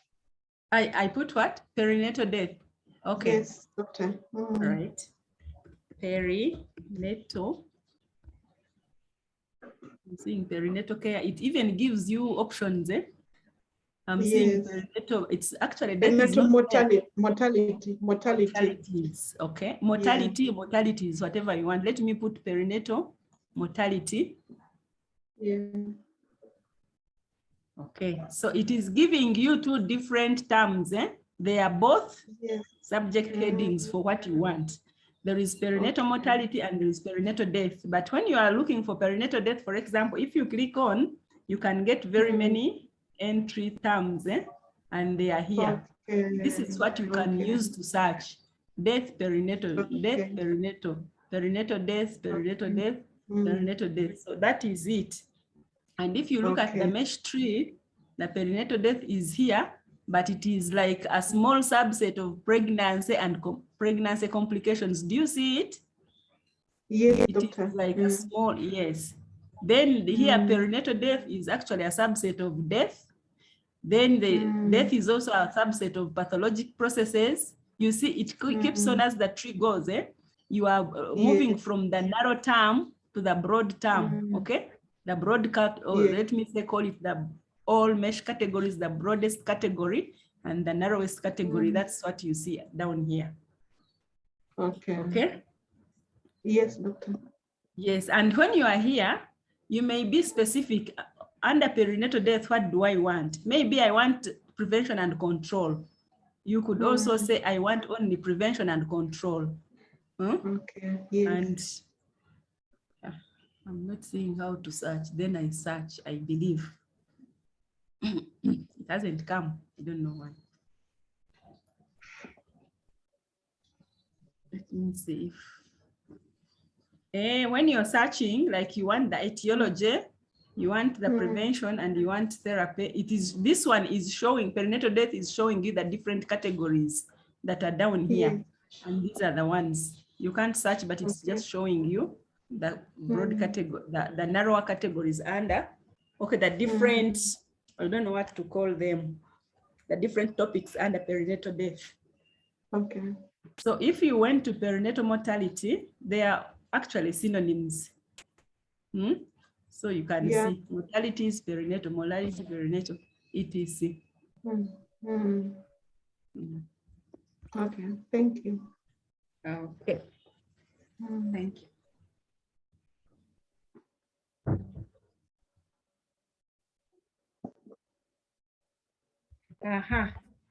Now, okay, that was the medical subject headings. This is our PubMed. I know that very many people have, you just go in here and you type in the whole topic and you definitely get results, but you know that using the advanced search is a level higher. It is more, it gives you more, that's what you use when you want to do comprehensive searching. You have to do it. You have to do the advanced search where you have all those options. It's more accurate. Exactly. Yes. So I'm seeing a point. I got a problem with my internet and was off for a moment. Please help me go back to combining the concepts using Boolean operator. Let me see, it is almost midday. Okay, let me go there very fast. Let me go back fast. And now I think you allow me to use a different, I'm not going to use the breastfeeding example again. Let me use the COVID infection one. As I repeat the example, someone has asked that I do it again. So I am going to use the COVID-19 ones. So it is, the topic is COVID-19 infection, illness and death among healthcare workers in low and middle income countries. So I'm going to pick just a few of them. I'm going to pick a few COVID-19 infection terms. So I'm going to go to PubMed and put these. As I told you, the COVID terms are very many. I just picked a few for this example. And this time I may say, I want, you know, when you say you want these words to appear in the title, you have narrowed it now. But if you say title abstract, you have at least they will either appear in the title or in the abstract. But if you say title and you keep saying title, remember that the title is supposed to have not more than 18 words. I don't know how, if that's what you believe, how you do it, but the title again is not supposed to be congested. So if you say for all these such terms, I want them in the title, you're also kind of putting pressure on the system. So it is better you say either text word or abstract or title abstract, unless you want to be very, very specific. Okay. So this time let's use text word. No. Okay, we can use title so that you see what comes in the titles. So I'm going to search the COVID-19 terms, and I have 148,000 plus. I think there is where the O's were too. It is giving me an error message. When it gives you an error message, you need to go back and check your example. Sometimes it has an error. And if it's not showing, you just continue. I'm not seeing it, for example. Okay, let's continue. but it has given me 148,000. And as you see, all the titles, there is COVID-19, they are all there as you have requested for them. Now let's look for another concept, which is health workers, healthcare workers, health professionals, healthcare worker, health personnel, doctors, nurses, ambulance drivers, etc. I'm copying them. I put them in here and I select also title. And I search. It has given me 103,000. Now, I want to combine the two terms. I'm going to combine the COVID-19 terms with the population, which is the healthcare professionals. So I'm going to add this to the query. And I use, hey, what have I done? No. COVID-19.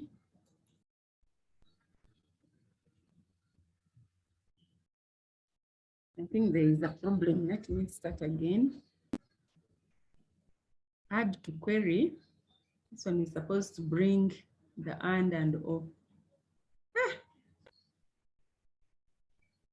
I think there is a problem somewhere, but I can add it there manually. So it starts with healthcare professionals. Okay. So COVID-19 infection and I don't know what this. I can edit my thing from there in the query box if I want. So let me see if what I get here.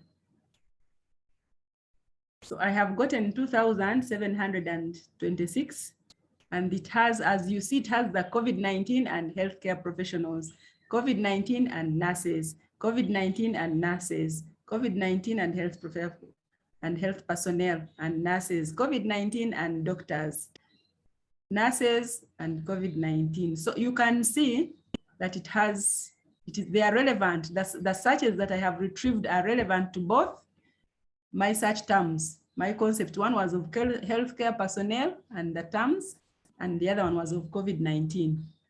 Now, we have 2,000, but I want to go there. As I told you, the low and middle income countries are quite many. I'm just going to pick Uganda or Kenya or South Africa or Nigeria. You can write all anyway, or Tanzania, and we can stop here. And we want them also in the title, but we are pressurizing the system because we want so many things in the title, but let's see what comes out. And remember, one of the slides was saying you can revise your search strategy. If you, for example, search and get 0, you have to revise it until you get what you want. It is okay. So this is the low and middle income country terms, and I'm going to combine it with the COVID-19 and the healthcare professionals. Add to query, add using add. So when you search, it has given us 35. And you see, the very first one has the health worker component, it has the COVID component, and it has the low and middle income country, Kenya. The second one, it has nurses, Kenya, and COVID. The third one has Nigeria, health workers, and COVID. The other one has Uganda, COVID, and health workers. So do you see? This is the relevance. This is the precision that I was talking about. Okay. Don't you think they are relevant to the search query that I put in there? Yes, they are. So we are going to stop here for PubMed. I want to go to a multidisciplinary database and see if I can show you how to search. I want to go to,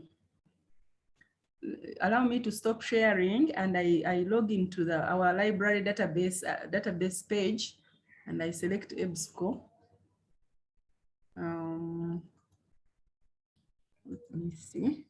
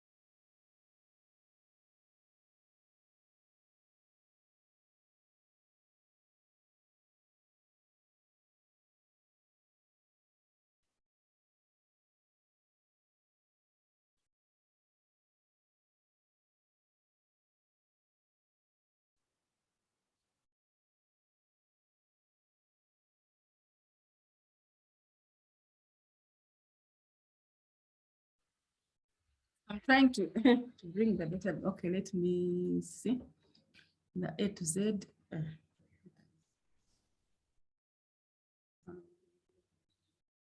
A to Z.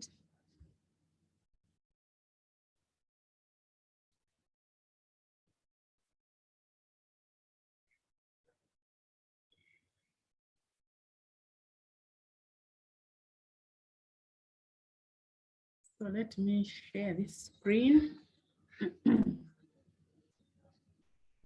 So I am using an example of Makerere, one of the Makerere databases, which I believe that most universities in Uganda have access to. Let me go down to EBSCO. EBSCO is here. Okay, let me click on EBSCO.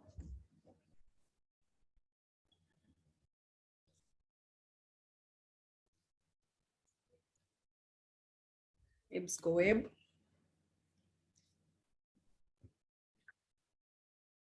So this is this one is a multidisciplinary database.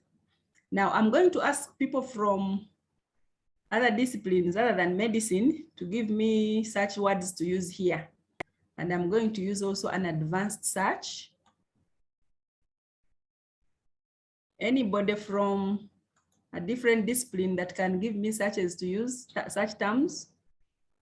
Social capital. Social capital.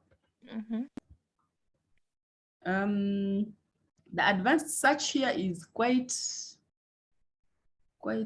different though. So social capital.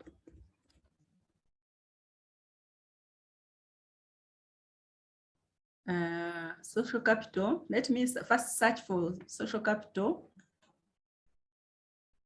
And then, okay, I search, it has given me 25,508, okay? Now I want to go to the search history. Search history. This is what it has given us, 23,508. Now I want to also search for another one. Social capital in what? Can you give me another related one? Another concept in social capital? Should I say theories? Quality of life. Okay. Quality of life. So yes. There actually. So let's search for it. So the quality of life, it has given us 271,372.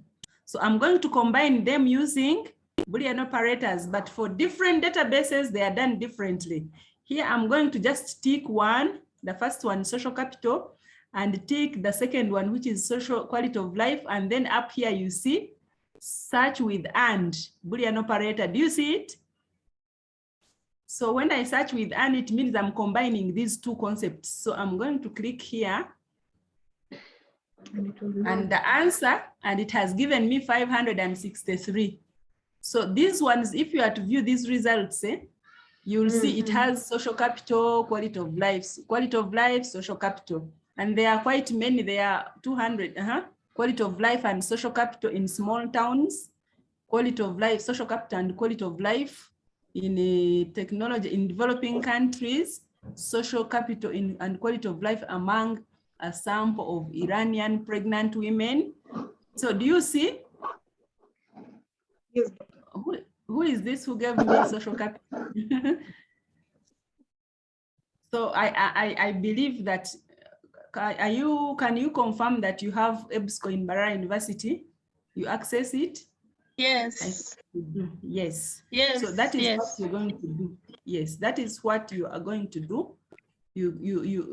Okay, with the EBSCO, you first put in this basic search, that the search box. Don't look for advanced. Just put in the first one in the box. Are you trying it? Then afterwards, you click search history. Okay. Then it displays them down here. then that's when you'll be able to combine them by ticking, and then you combine with and. Okay. Now these ones, we have 200 but when you are here, you may say, okay, I can also limit these ones. I want only those ones that were published from 2000 to 2022. So I'm going to do this again. This is from 1979. So I'm going to go up to 2000 up to 2022, and they will definitely reduce to those numbers. So I have, these ones were 563, these are now 546. Limited to, and it even shows you that the limiters are here, limited from 2000, January 1st up to 31st December 2022. And you may ask me, how come there are articles also of 31st December 2022 when we are just in January? Can you explain that? Do you know that it happens? Hello. I wonder maybe it's once a manuscript has been accepted, there's a way they already. Yes, very good. Yeah, it's already online, though it is, yeah, it is waiting for publication, but it's already accessible online. That's what it means. So you see, you can get most current and not yet published outside there, but still already online. You can access them. Yes.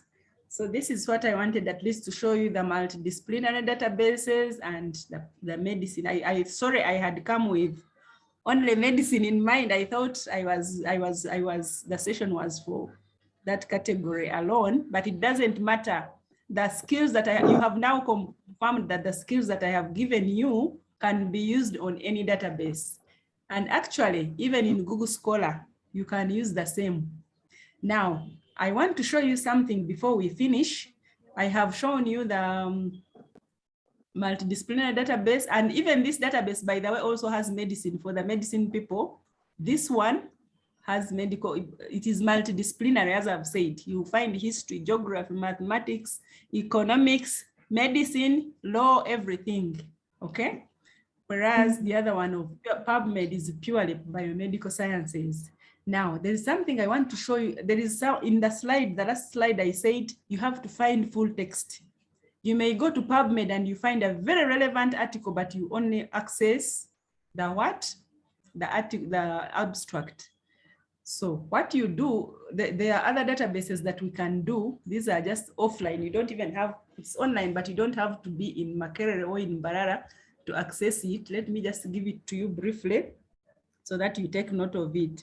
It is called booksc.org.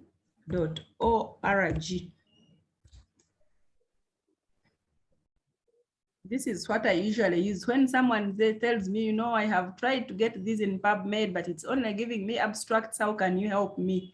I usually start with this database. It doesn't have all, but it has much. If you look at it, it has 9.5 million books and it has 84.8 million articles at no cost to you, the user. Of course, the people out there pay. The people who organize this Z library, somehow they pay for maintenance, but it is free for the user to access. And here, down here on the right here, you see some donate.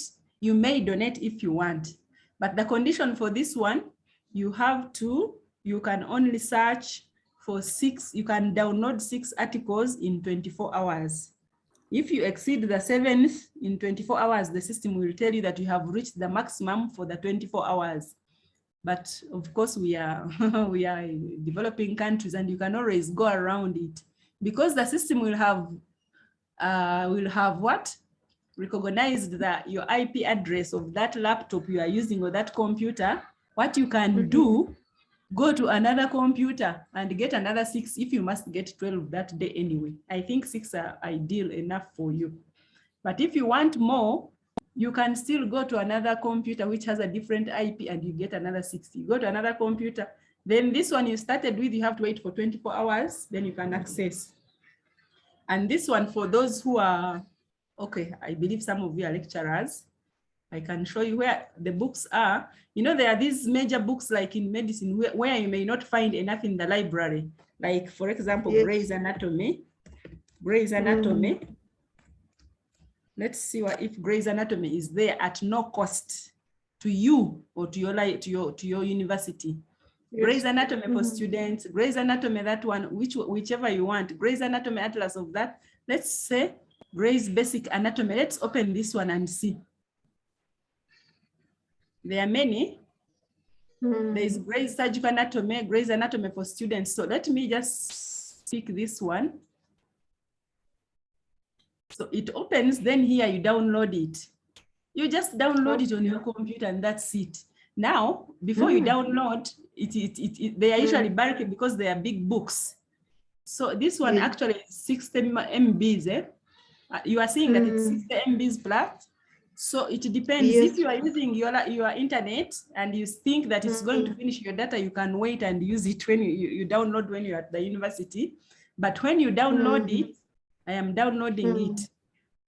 Hey. Do you see the message it's giving me? It has now reduced to 5 downloads because yesterday and the other day I downloaded.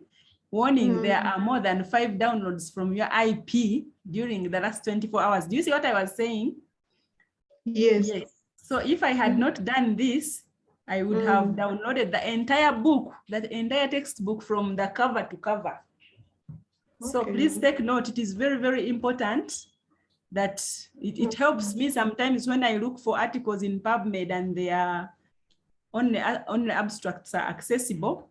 I just go here and just type in. I just go to, I select articles and type in I copy the title itself and type it in here.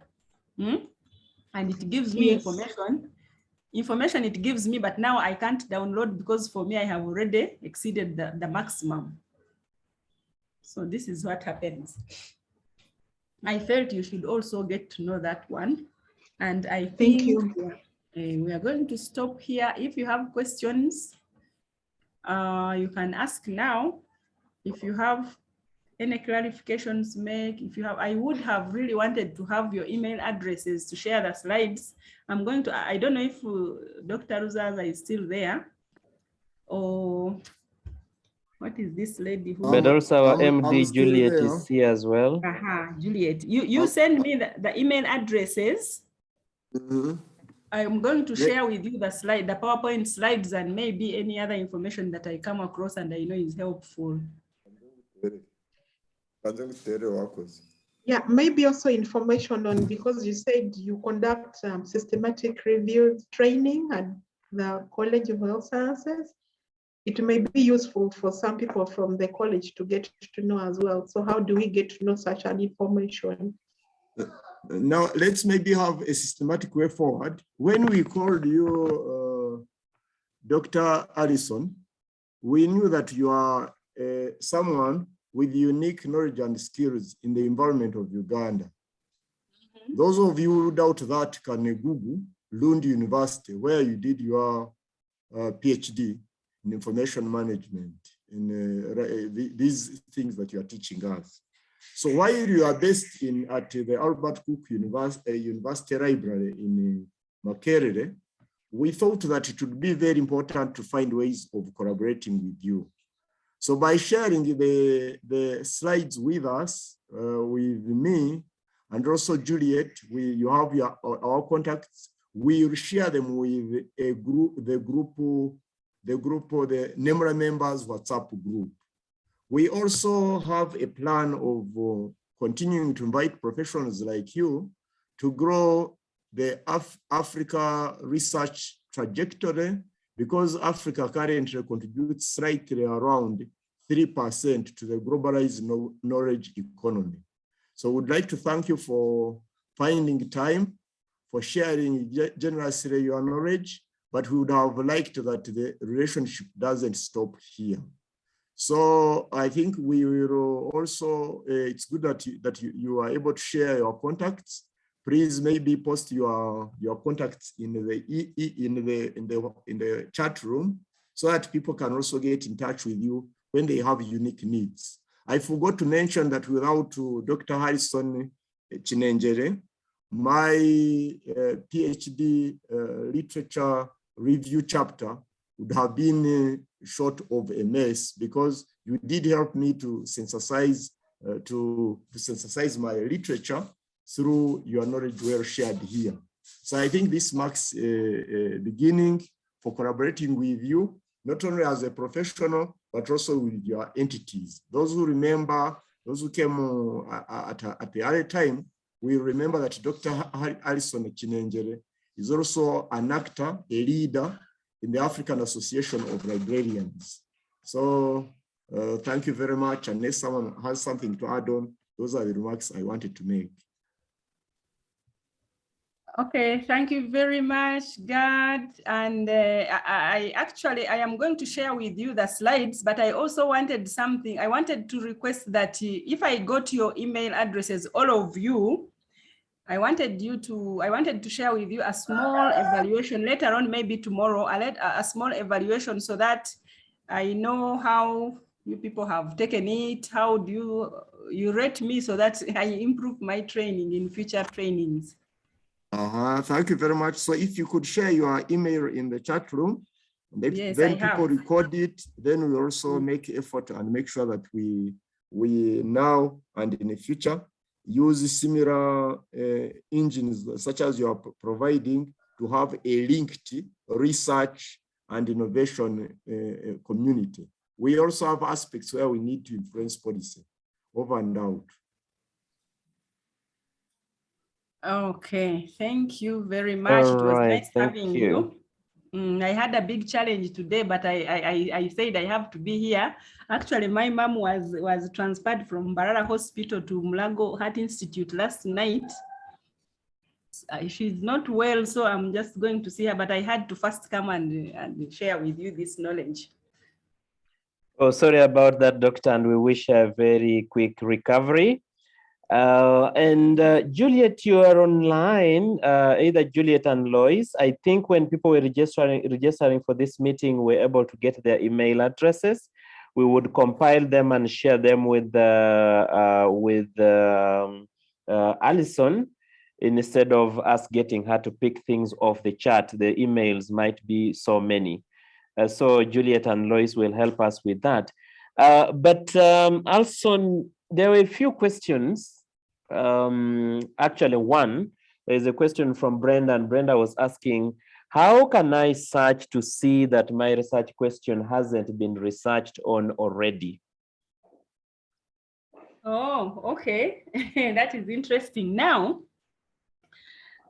if you use, these skills that I have shared with you today, I should say that I wouldn't say they are gold standard, but if you follow them as we have discussed, you should be able to get relevant literature on your topic. If you still follow all of them carefully and you still don't get it, then it means many things. The first one may be that your literature is not, your topic is not well researched. There is nothing much about it out there. Maybe it's new. Nothing has been researched. Not much has been researched on that topic. The other thing it would be maybe that you have searched wrongly, but I believe that with these skills, you will be able to do it correctly. There are only two reasons. Either it's the research is not there genuinely, or you have not done it well. I believe that when you think you have done it well and you still don't get literature, then you would know that actually there is not much on my topic. The other day I was doing research with people at the Heart Institute here. They are doing guidelines on rheumatic heart disease. We went and searched in low and middle income countries. Moreover, the standards have been done in developed countries, but there's not much in developing countries. So we searched and we're getting 15 out of the 3-4 databases. But of course they knew that, they told me that there is not much out there. So even when you search many databases, we don't expect to get 50. And that was it, because they knew already that sometimes you already know that there is not much out there. If you don't know, you do it well and you still get limited results, then it shows you that there isn't much out there. Okay, thank you very much, Doctor. Salam, your hand is up. I will only take your hand briefly if it's a question or comment, and then we'll hand over to Juliet to say thank you to Alson and to the participants, and we call it a day. Yes, Salam. Yes, thank you so much, Dr. and Nemra, for organizing the seminar. During the course of our presentation, she mentioned that there is a 7-day training on systematic review. So I want to ask if the training is still on, or when are they having another one, so that we can key into the opportunity. Thank you. Okay, thank you very much for that question. Yeah, that we were training the College of Agriculture and Environmental Sciences. There were 7 days, and the seventh day was actually, the last day was yesterday, 14th. And we did it in such a way that it was not day 1, day 2, day 3, Monday, Tuesday, Wednesday. No, we were doing it every Thursday, every Friday of the week. So we have done it like over a period of a month, but every Friday we have a session. Every Friday we have a session. That's how we did it, because we were doing it, you know, our mandate, we are just building capacity on systematic reviews and evidence synthesis. We are not doing it as Alison. This one, we are doing it as the Africa Center for Systematic Reviews and Knowledge Translation. So if you want to request to have that session with us, that training with us, you need to write through. I can send you the address. You have it goes to the coordinator of the Africa Center for Systematic Reviews, and then you request AFSEN at marc.ac.ug. So you write to them and ask. We have just finished, and we may be a bit. We need to, because now we are going to do it for UCU. I think from 22nd. From 24th up to 28th, this one is going to be 5 days of this month. So this month is out. So you need to book with us, because we are actually very busy. To book with us, and we organize it and we do it for you after we have finished with UCU. I submit. Great, thank you very much, Dr. Chinenjere. I hope I have not murdered the name. It's amazing, amazing, amazing New Year gift you have given us in terms of this knowledge. Juliet, I request you to now come in, say a word to thank Elson, but also the participants, and briefly talk about the accountability groups. There is also a question for you on access to the recordings. How will people access the recording? Because someone is saying they might want to go back and pick things that they have missed. And then lastly, please invite a board member to say closing remarks. If we can do that in 3-5 minutes, so that we can go for the weekend. Thank you, Juliet. Thank you so much, JB, our moderator. I don't know whether people recognize that you are the one. And I want to thank everyone for their patience, and also thank our facilitator for today.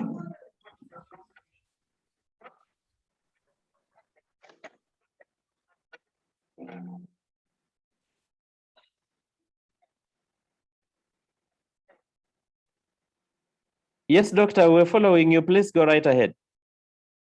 All right. I was wondering what was happening.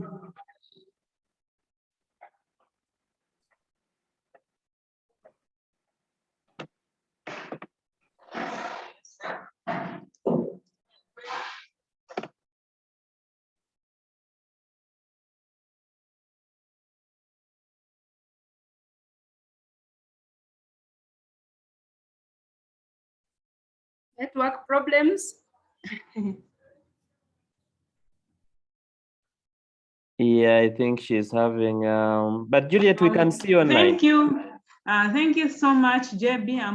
I'm sorry, apologies for the network connectivity.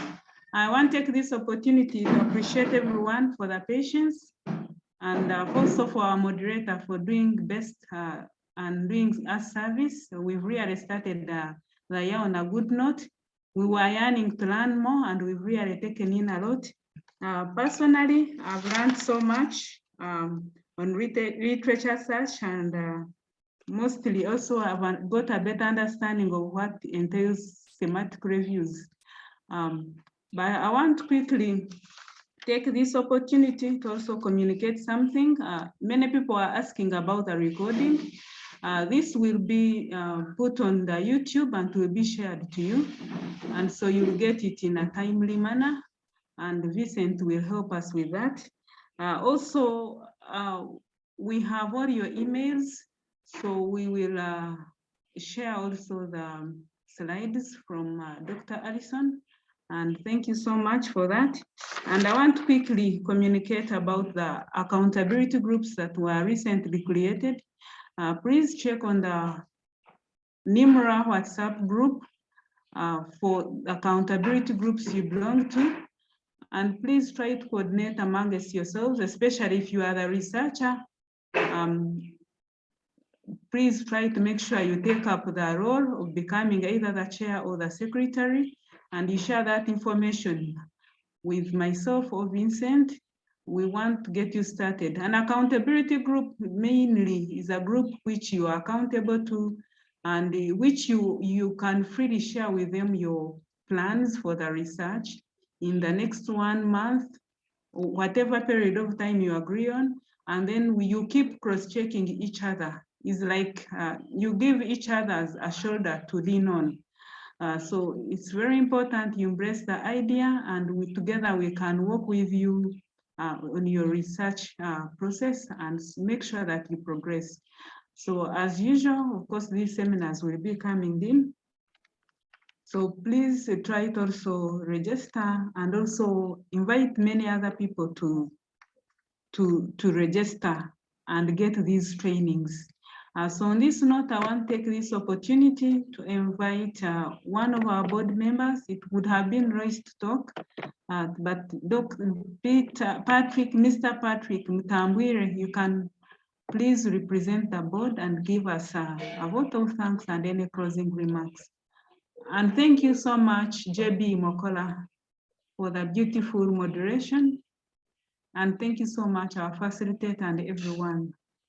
Over to you, JB, and to invite Mr. Patrick Mutambwire. I wish you a nice weekend. Over to you. Thank you very much for that, board member. You're most welcome.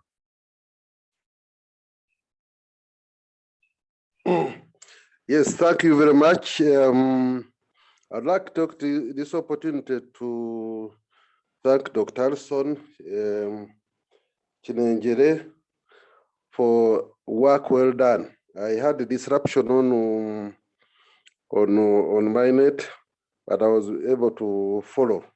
I think this is a critical area, and she has very skillfully demystified the issue of trying to get literature and making sense out of the literature for purposes of research. And one may not be quite enough. I think we are looking forward to further engagement. And I think as NEMRA, this is something which should be given to whoever is going to do research at master's levels and the PhD level. Most of the time I've been to class.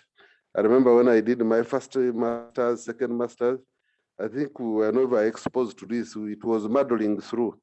But I think NEMRA's value addition by inviting such skillful facilitators is that we are going to have informed ways of doing things. And maybe it may take a lot shorter time than it would have taken. So on behalf of the board, I would like to extend my heartfelt thanks to Allison, and I think when we get your contact, please feel free to revert to us when we put questions to you, because the level of learning differs from one person to another, and we think you'll be able to guide us more. I'm looking forward especially for that training, further training on this subject matter as we proceed with our trainings in this particular area. Thank you very much, and God bless you.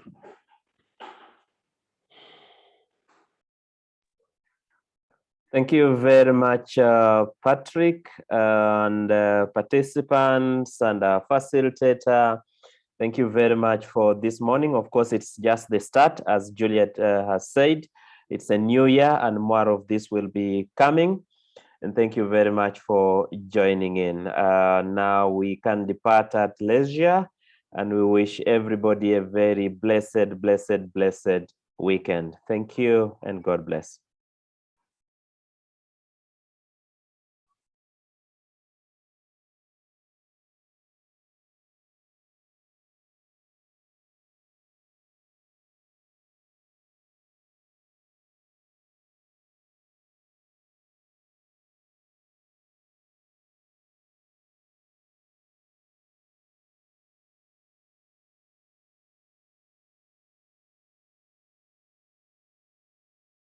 Thank you, JB. Thank you, everyone, for the great work done. Thank you for joining in.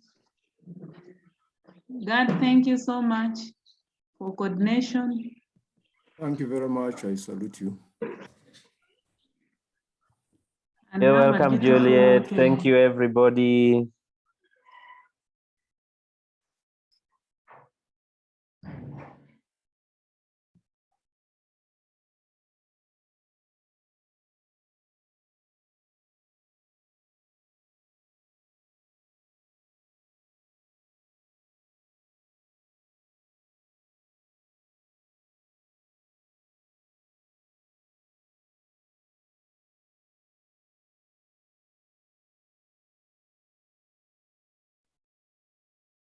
But Juliet, wherever you are today, you should migrate from there. You should come and stay here in Gayaza.